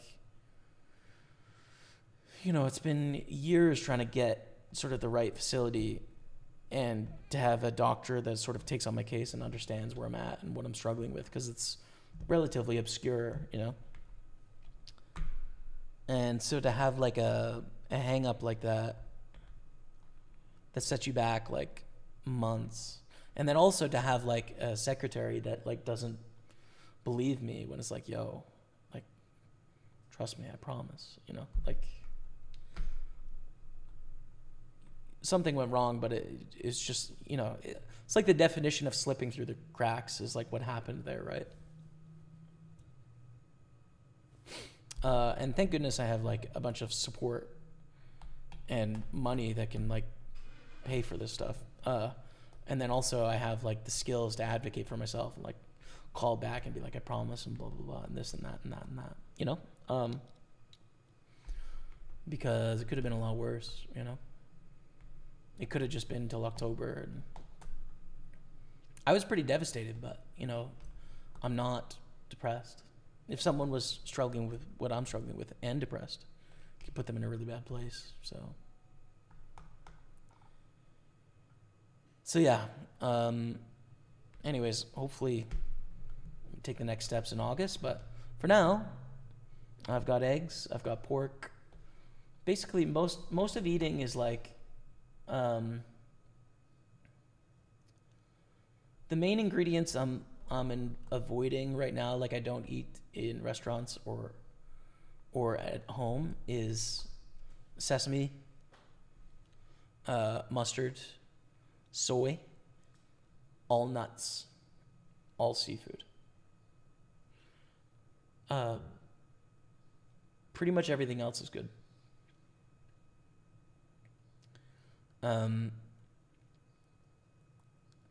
So that's a lot of options compared to where I was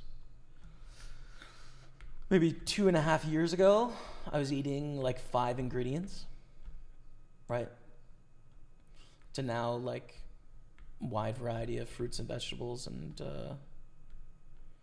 and proteins and in a lot better place, but there's still a lot of food avoidance and there's still difficult experiences too, difficult moments where essentially my body's freaking the hell out. I had one last Saturday, 8 days ago. Had a piece of pizza, panic kind of experience. Difficult to deal with. The last bad one where I actually went to the hospital was maybe 55 days ago or so. And then before that had been about a year. So it's not, I still have really bad experiences sometimes with food where, physically my body is freaking the hell out, but it's happening less often. It's getting better, but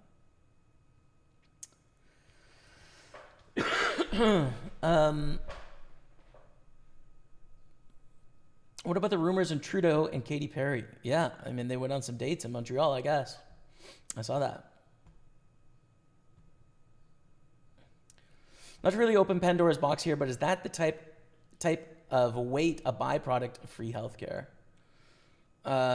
It could be considered one of the side effects, right? If it costs money, there would be, I'd be able to get in faster, right? But it's the wait for this clinic is because it's very specific, right? To do food challenges where you go in, they hook you up to an IV, they take your vitals, you try food, and you sit in your chair. You sit there for 4 hours as you try more and more of the food. Is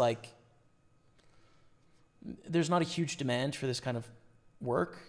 And then the people that get priority is the cancer patients that are going to be taking new pills to fight off aggressive cancers. And so they need to make sure they're not going to react to the medication, right? My case is assigned a low priority because it's not life or death, right? It's just quality of life. So I'm the lowest priority of everyone in the clinic. And then also there's a thing where this is a really rare sort of obscure eating disorder I have, right? Not only is it a relatively new eating disorder in the DSM-5, it's also, it's a specific type within this subcategory, right? So it's not something, this would just be considered a picky eater in the 1970s. And there wouldn't be any sort of treatment for what I'm experiencing. I would probably just live my life eating 5 ingredients and be malnourished, and is what it is.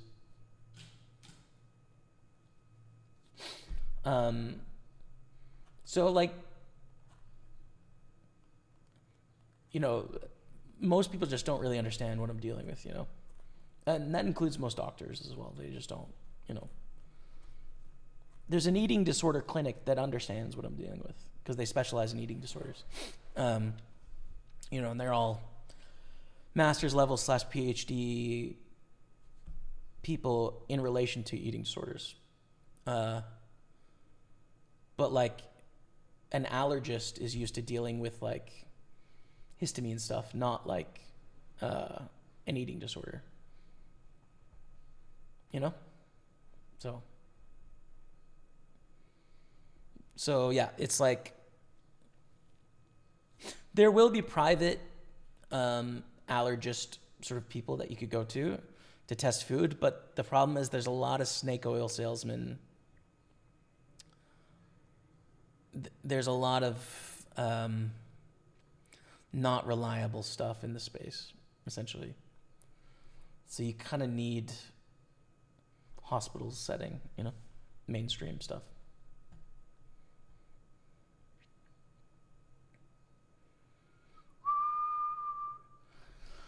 How is your relationship with your brother? Good, man. I wish I got to see him more, but we live across the country, you know? But yeah, we're good. Yeah, it sucks, man. It sucks to wait 2 months for sure, but sorry to hear that, but great thing you got an appointment so quickly. Yeah, I mean, the good news that I got rescheduled in August as opposed to having to wait till October for sure, but just tonight, I'm going to go have some, I think chicken BLT is what I'm going to eat right now. I'm going to text my boy Maximus, see how he's doing and how the cash game is going, and hang out with him tonight. So thank you all so much for watching. This is the last stream here on this channel until after the Party Poker Tour Glasgow. I'm going to Scotland. Can't wait to see you all in person that are going to make your way up to the Party Poker Tour. Should be a lot of fun. And those of you that can't make it, you can always plan for the next one in Birmingham as well. And the stream will be back mid-August for more online poker. So thank you all so much for watching. That's it for today. Till next time, we'll see you later.